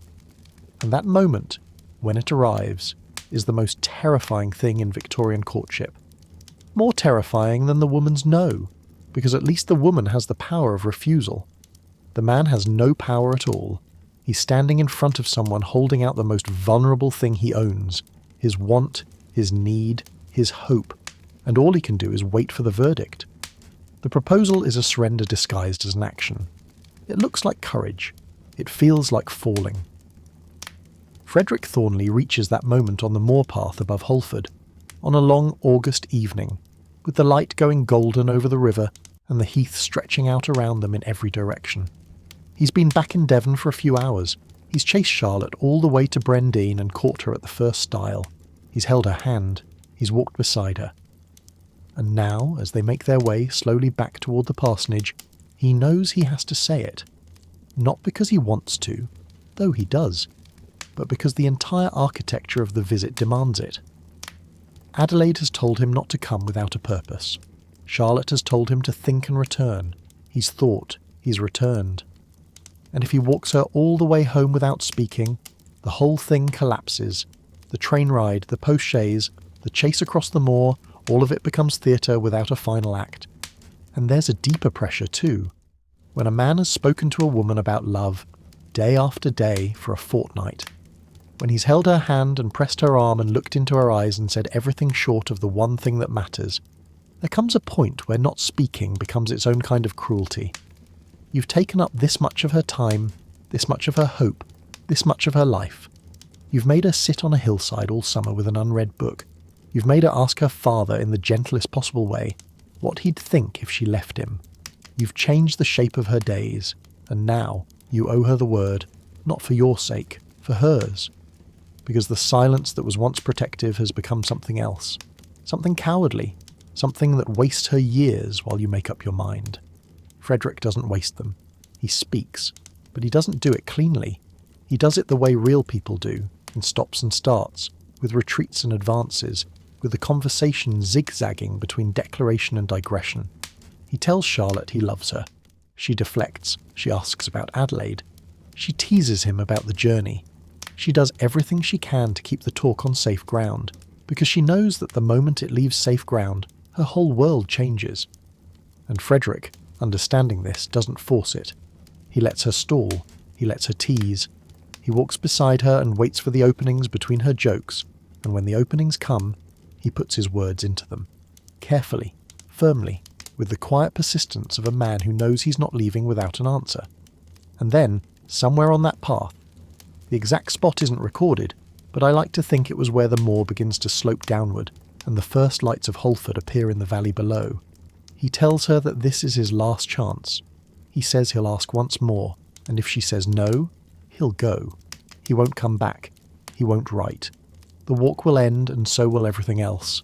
And in that ultimatum, which is really a plea dressed up as a deadline, is everything Frederick Thornley is. A man who came prepared to win, and has discovered that winning, in this particular game, means standing still and asking to be chosen. Charlotte stops walking, she puts both hands on his shoulders, and she says it. I do love you. 3 times, as if once wouldn't be believed, as if the word needs to be stacked on top of itself to bear the weight of everything behind it. And then, and this is the part that catches in my throat every time, she says, I hardly know now whether I ought to own it. Even in the moment of surrender, she's not sure she should be surrendering. Even with her hands on his shoulders and her heart on her lips, some part of Charlotte is still calculating, still measuring the risk, still asking whether this is wise, and that's not doubt. That's the residue of a whole life spent making careful decisions in a world that didn't forgive careless ones. Now let's go north, to the fell side, where the declaration is something else entirely. Reginald Halsford has been carrying his word inside him for nearly 2 years. He's carried it through hay seasons and lambing seasons, through Sunday services and market days, through every evening walk past the vicarage and every silent supper in his mother's kitchen. He's carried it so long that it's become a physical thing, a weight in his chest, a pressure behind his eyes, a kind of constant low-level fever that makes his hands clumsy and his thoughts slow. And on a Sunday afternoon in late autumn, when he finds Beatrice alone on the hillside above the village, the word finally breaks through. He doesn't ease into it. He doesn't tease or stall or build toward the moment the way Frederick does. He hasn't got the skill for that. He starts talking and the words come out in a rush, blunt, unpolished, raw as a split stone. He tells her he's been true to her since the first day. He tells her he's watched her take up with one man after another until his heart is fit to burst. He tells her that on the fell top he can't stop thinking of her, that the thought has nearly driven him out of his mind, that he's left his flock unattended to sit on a cairn in the mist and picture her face. He tells her she can't dilly-dally everlastingly, that she has to give him an answer, now, today, on this path, before the sun goes down. His iron-shod boots scrape on the loose stones, his hands hang at his sides like they don't know what to do with themselves. His face, weathered by 46 years of fell country wind, has gone the colour of old brick, and the words keep coming, not in sentences, not in the careful constructions of a man who's rehearsed this, but in bursts, like water through a cracked wall. And there's something in his voice, something rough and shaking and utterly defenceless, that strips the scene of every layer of social performance. Frederick's proposal was eloquent. It was measured. It was the work of a man who'd been to Oxford and had spent his life in rooms where words were currency. Reginald's proposal is the opposite of all that. It's the sound of a man who has never in his life said anything important to anyone, and who is now saying the most important thing he will ever say, and who has no tools for it except the plain, hard, graceless words that are all he's ever had. And I keep thinking about what that difference means, between a man who can speak and a man who can't, between eloquence and honesty, between the proposal that sounds beautiful and the one that sounds like a rock being dragged across stone. Frederick's words are better. Nobody would argue with that. He knows how to shape a sentence, how to time a pause, how to make a woman feel that she's the centre of a well-constructed world. But Reginald's words are truer, not because they're more sincere. Frederick is perfectly sincere, but because they have nothing to hide behind. There's no wit to soften them, no charm to distract from them, no social grace to make them go down easier. They are what they are. A man standing on a hill, shaking, telling a girl he can't stop thinking about her. And the ugliness of it, the clumsiness, the sheer graceless weight of it. That's what makes it one of the most honest declarations of love I've ever heard. Beatrice doesn't answer him, not the way Charlotte answers Frederick.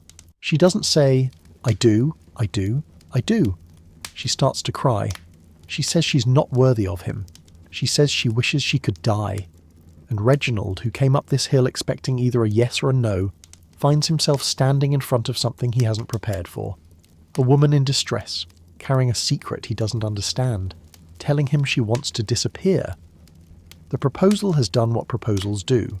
It has forced the truth out, but the truth isn't the one he was looking for. The word has been spoken, and the answer that comes back isn't a word at all, it's a sob.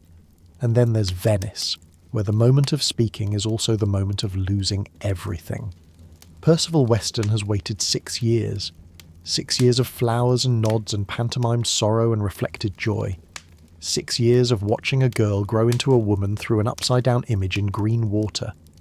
And then, one day, a gondolier arrives at his window, a young man with a bright face and a new sash, and asks whether it would be possible to bring his bride to visit the English gentleman tomorrow, the day after the wedding.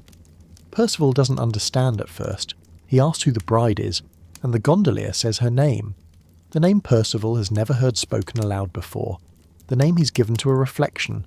The name that has belonged for 6 years to an inverted image of a girl kissing a crucifix on a balcony he's never seen right side up. And in that moment, the word he has never spoken, the word he was always going to speak someday when he found a way across the canal, becomes impossible. Not because she's refused him. She's never even known he was asking. The flowers, the nods, the clapped hands, the crucifixes. None of it was a proposal. None of it was a declaration. It was a dream conducted in pantomime, and the dreamer has just woken up to discover that the other person was dreaming something entirely different. There's something here that undoes me. Because Percival's silence wasn't cowardice. He literally couldn't speak. He couldn't leave his sofa. He couldn't cross the canal. The word he needed to say was trapped inside a body that couldn't carry it across 15 feet of water. And while he lay there, year after year, building an imaginary life out of reflections, the real life was happening on the other side. A girl growing up, a gondolier visiting, a courtship conducted in full daylight on a balcony Percival couldn't see. He was never in the running. He just didn't know it. And the cruelty of it isn't that she chose someone else. The cruelty is that she never knew there was a choice to make. And in London, the declaration takes yet another form. one that looks like heroism but is actually a trap.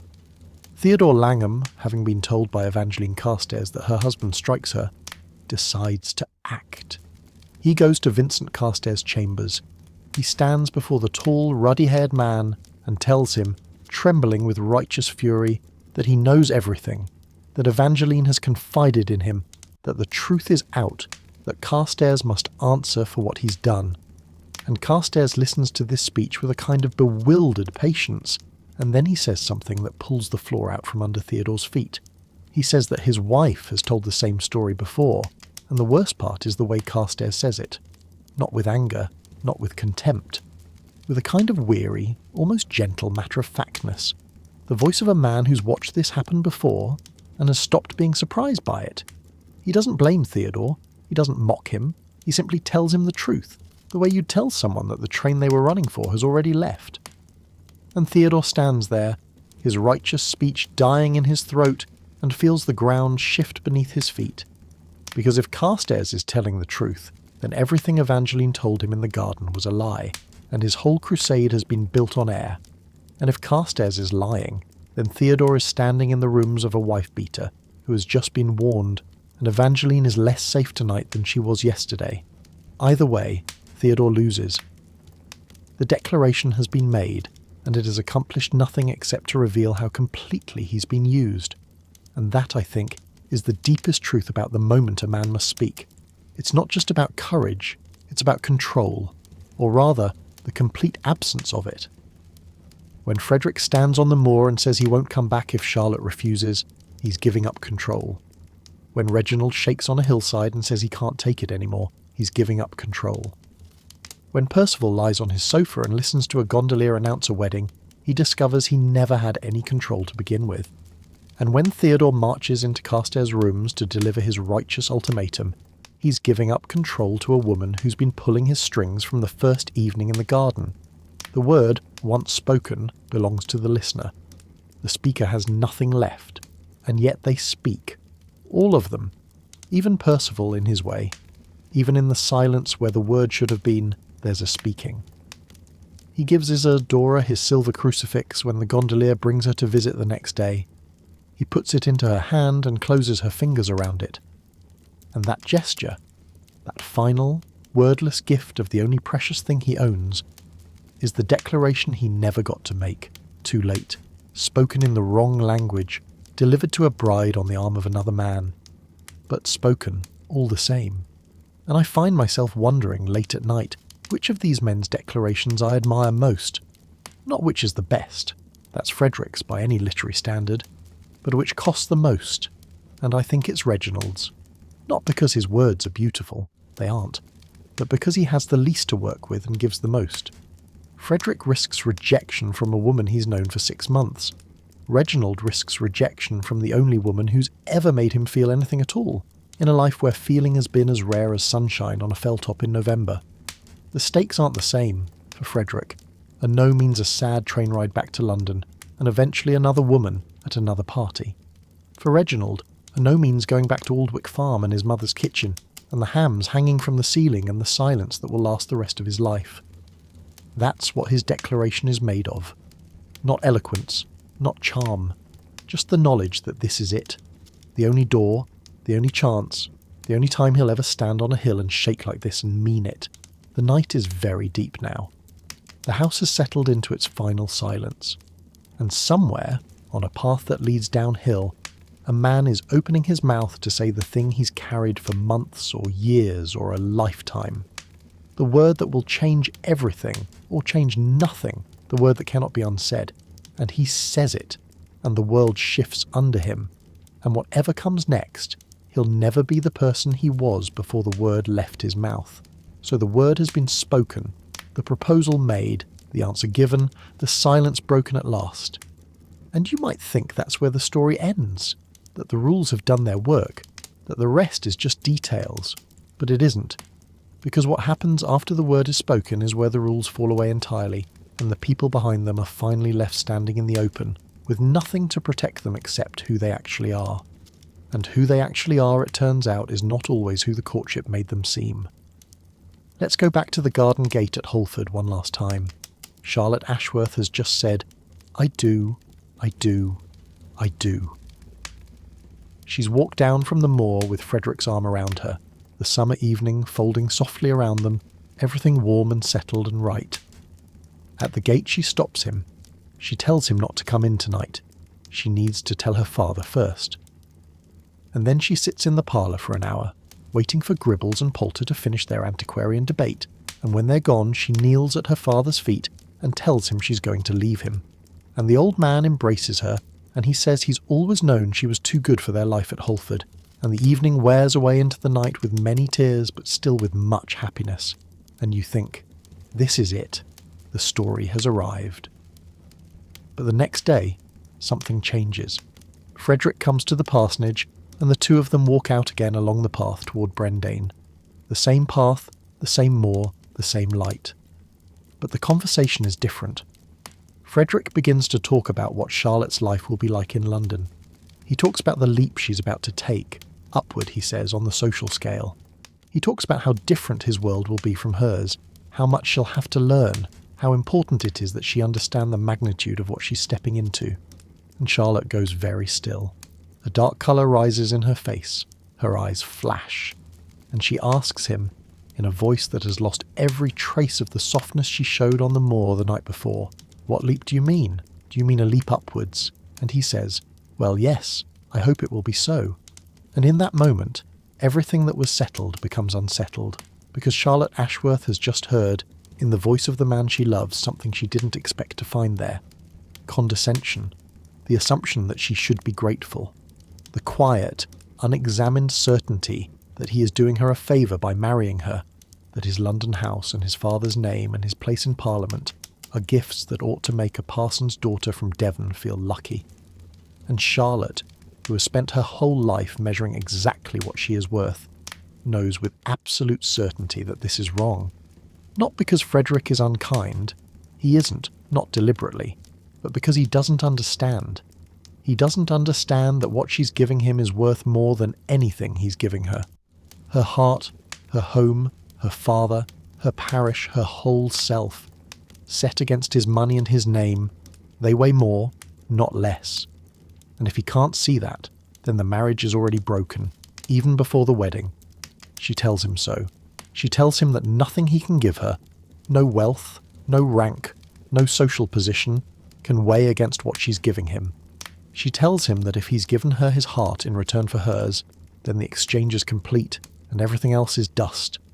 And Frederick, who has never been spoken to like this by anyone, says he thinks she's being a little high-flown, and they walk back to the parsonage in silence. There's something here that breaks my heart in a way I wasn't ready for, because Charlotte is right. She's absolutely, piercingly, devastatingly right. But being right, in this world, doesn't save you. Frederick doesn't hear what she's saying. He hears a provincial girl making speeches about love and honour, and he thinks she's being dramatic, the way women from small parishes sometimes are when they haven't learned how the real world works. He's half regretting the match already. Not because he doesn't love her, he does, or did, but because he's begun to see, with the cold clarity that comes the morning after a proposal, that this woman will never be the kind of wife he needs. She won't be paraded through London drawing rooms. She won't defer to his judgment on matters of social position. She won't shrink. And a man like Frederick Thornley, who has been shrunk to by everyone his entire life, doesn't know what to do with a woman who won't. The next morning, Charlotte walks up to Adelaide's house and sits down with Frederick in the summer house. And she tells him, calmly, clearly, without a tremor in her voice, though her eyes are full of tears she won't let fall, that they've been too rash, that they don't know each other well enough, that if this doubt exists now, before the wedding, it will only grow worse afterward. And she frees him. She says, "Let the words we've spoken be as if they were never spoken. Let us both be free." And Frederick, with a speed that tells you everything, says, "With all my heart." She lifts his hand to her lips. She kisses it. And then she walks through the wicket gate and back to the parsonage, and she never sees him again. I don't know what to do with this, honestly, because the courtship worked, the rules worked, the meetings, the walks, the signals, The silences, the gatekeeper's ultimatum, the woman's conditional no, the man's return, the declaration on the moor, all of it worked exactly as it was supposed to, and at the end of it, the two people who loved each other are apart. Not because the rules failed, but because the rules couldn't reach deep enough. They could get two people into the same room, onto the same path, into the same conversation. But they couldn't make one person truly see the other. Frederick saw Charlotte and thought she was wonderful. And then, the moment the courtship was over, and the real life was supposed to begin, he discovered that the woman he'd been courting wasn't the kind of woman he'd been imagining. And Charlotte saw Frederick and loved him with every fibre of her being, and then discovered, in a single sentence about the social scale, that the man she loved didn't understand her at all. Charlotte goes back to the parsonage. She tells her father it's over. She says, "For this place I am fit, and I much doubt whether I am fit for any other." And she lives out her life in Holford, with Adelaide, with her father, with the parish she's always known. She never sits on the hillside again. The romance of her life was played out in that one summer, and it ended not with a no, but with a yes that turned out to be wrong. Frederick goes back to London. He marries a rich heiress. He works on parliamentary committees with indefatigable zeal, and sometimes, not often, when he thinks of Charlotte, a smile crosses his face. Just a smile. That's all she gets in the end. A passing smile on the face of a man who chose the easier path. And Adelaide? Adelaide takes Charlotte's side without a moment's hesitation. She tells Frederick she'll never see him again unless he asks Charlotte's pardon on his knees. She won't even shake his hand as he leaves, and when Charlotte comes up to the colne the next morning and says the fault was hers more than his, Adelaide says, "I have eyes in my head. I have watched him. If you could have kept the truth to yourself and bid him keep off, he would have been at your feet now, licking the dust from your shoes." And Charlotte says very quietly, "But dear friend, I do not want a man to lick dust from my shoes." And that single sentence, spoken in a summer house on a morning when her whole life has just fallen apart, is the truest thing anyone says in any of these stories. She doesn't want submission. She doesn't want surrender. She wants to be seen clearly for what she is and loved for exactly that. And Frederick couldn't do it. That's not a tragedy of the rules. That's a tragedy of character. The rules gave him every chance. He simply wasn't large enough to take it. Now let's go back to Aldwick Farm, where the aftermath is darker, rougher, and built on a lie. Reginald Halsford walks home from the fellside with Beatrice's tears still wet on his sleeve, and a burden he didn't expect pressing on his chest. She didn't say yes. She said she wasn't worthy. She said she wished she could die. And in those words, and in the weeks that follow, Reginald begins to understand something that his mother has been telling him for months. That Beatrice has been keeping company with Ned Stockton, and that things have gone further than anyone in the parish wants to say out loud. And so, on the night when old Reverend Blakeney has given his blessing and Reginald walks home full of rough exultation and tender pity, he sits down across from his mother in the kitchen and says the words that will change everything. He doesn't say, "I'm going to marry Beatrice." He says, "I doubt but what I'll have to marry her after all." Have to. That's the word his mother hears, and she knows exactly what it means. She asks him to say it again. He says it again. She asks if he's gotten the girl into trouble, and Reginald, this stubborn, honest, graceless man who has never in his life told a significant lie, says, "Aye, that's about it. It isn't true. Whatever happened to Beatrice, it wasn't Reginald's doing." He knows it. His mother, somewhere inside her iron conviction, probably knows it too, but Reginald has made a decision, the most morally complex decision in any of these stories. He's decided to take the blame, to claim responsibility for something he didn't do, so that Beatrice can be married respectably, and the child, if there is a child, can have a name and a home, and a father who chose to be there. And the vehicle for this decision is a lie, and the lie must be sworn on the family Bible. His mother fetches the book. She places it before him on the table. She tells him to swear, and Reginald lays his heavy fist on the tattered cover and says, "I swear to you, mother, it's truth, the whole truth, and nothing but the truth, so help me God." And he kisses the book, and then he laughs, a short, rough laugh that sounds like something breaking. And Mrs. Halsford, who has fought this war for 2 years, who has guarded the gate with every ounce of her remaining strength, surrenders. But her surrender is not forgiveness. She tells him he can stay at the farm. She tells him she'll give them the big front bedroom and move to her brother Jake's old room. She tells him she'll make the girl welcome. She'll stand by her proper. She'll try to find some good in her. But from this day forward, she says, he is no son of hers. He's dishonoured himself. He's laid a trap for her. He's brought shame on his old mother in her old age.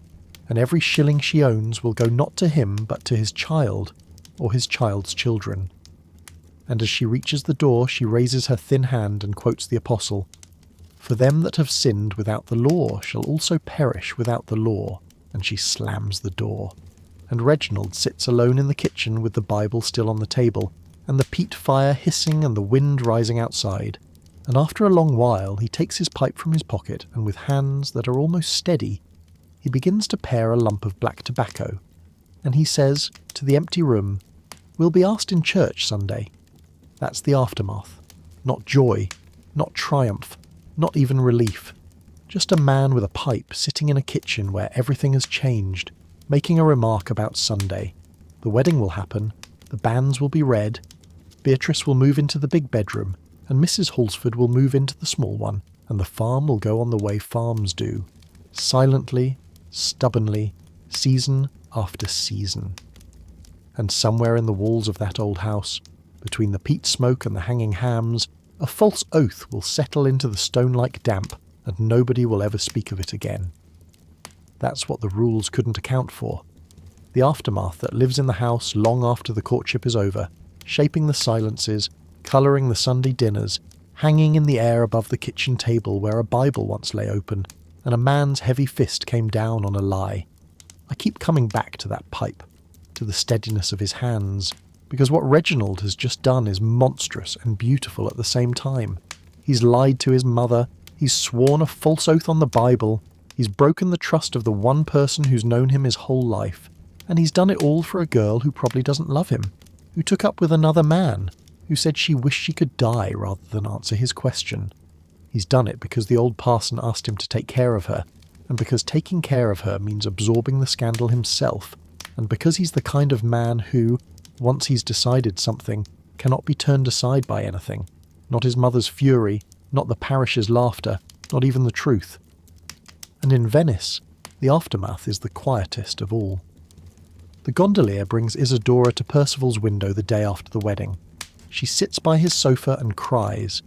Not because she's unhappy, she's married the man she loves, the gondolier with the bright face, but because she sees, perhaps for the first time, what Percival is.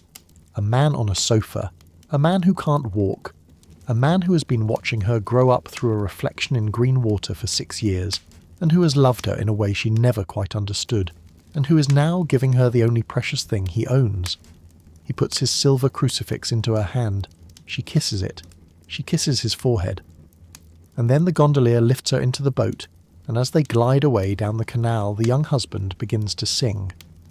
And Percival lies on his sofa and listens to the song growing fainter and fainter, until the last note dissolves into the evening air and the canal is still. He never sees her again.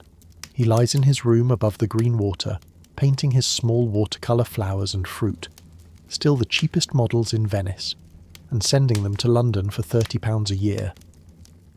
And the balcony across the canal has a new reflection now, or no reflection at all, and the morning comes without flowers, and the current carries nothing but leaves and light. What Percival had was never real in the way that Charlotte's love was real, or Reginald's stubbornness was real.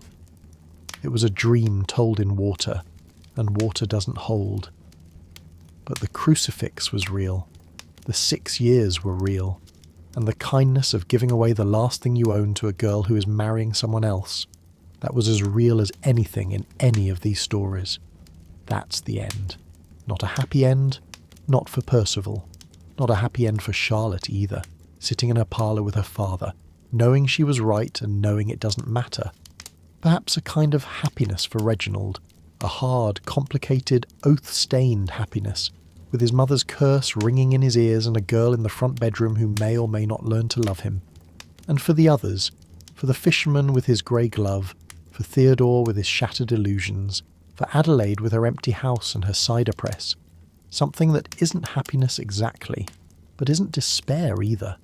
Something more like the quiet that comes after a long storm, when the wind drops and the trees stop moving and you can hear, for the first time in hours, the sound of your own breathing. The rules brought them together. The rules held them in place. And in the end, the rules let them go, and what remained was just the truth of who they were.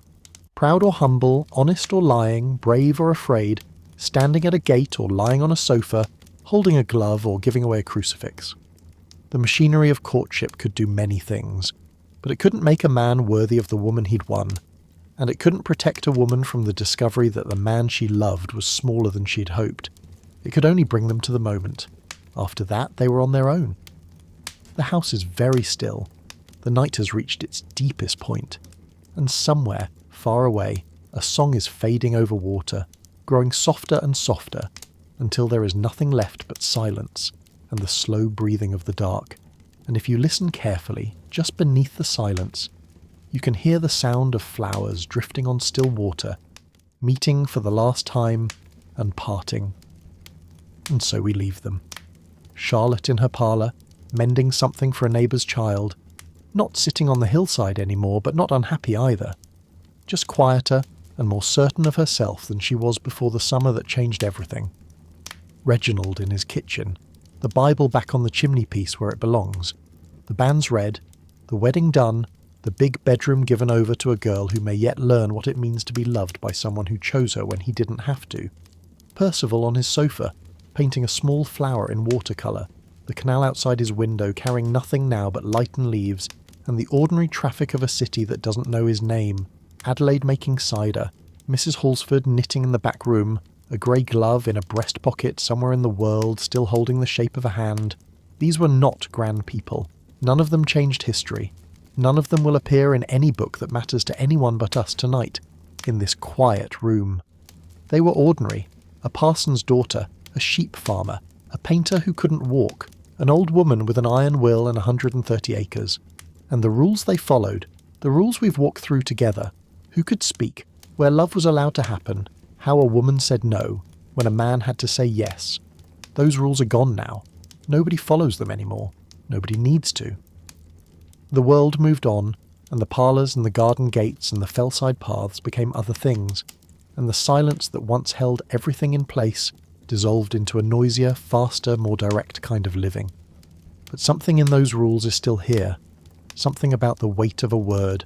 Something about the courage it takes to say a thing you can't unsay, and the equal courage it takes to stay silent when silence is what's needed. Something about the way a flower thrown into water can carry more meaning than a sentence, and the way a hand that doesn't withdraw can say more than a speech. We've lost the rules, but the feelings underneath them, the wanting, the waiting, the hoping, the risking, those haven't changed at all. They're the same now as they were in Charlotte's parlour, in Reginald's kitchen, in Percival's reflected world. They're the same as they'll always be. If any of that stayed with you tonight, a moment, a name, a feeling you can't quite place, I'd love to hear about it. You can leave a word or two below whenever you like. There's no hurry. It can wait until morning. This is boring history for sleep, and we'll keep going. Slowly, quietly, one story at a time. There are medieval nights ahead of us, and ancient Egyptian dawns and Roman afternoons, and Greek evenings by the sea.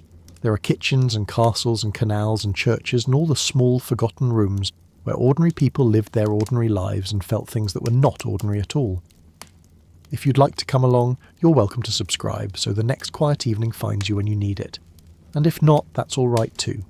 You were here tonight, and that's enough. Thank you for listening. Thank you for staying. Sleep well.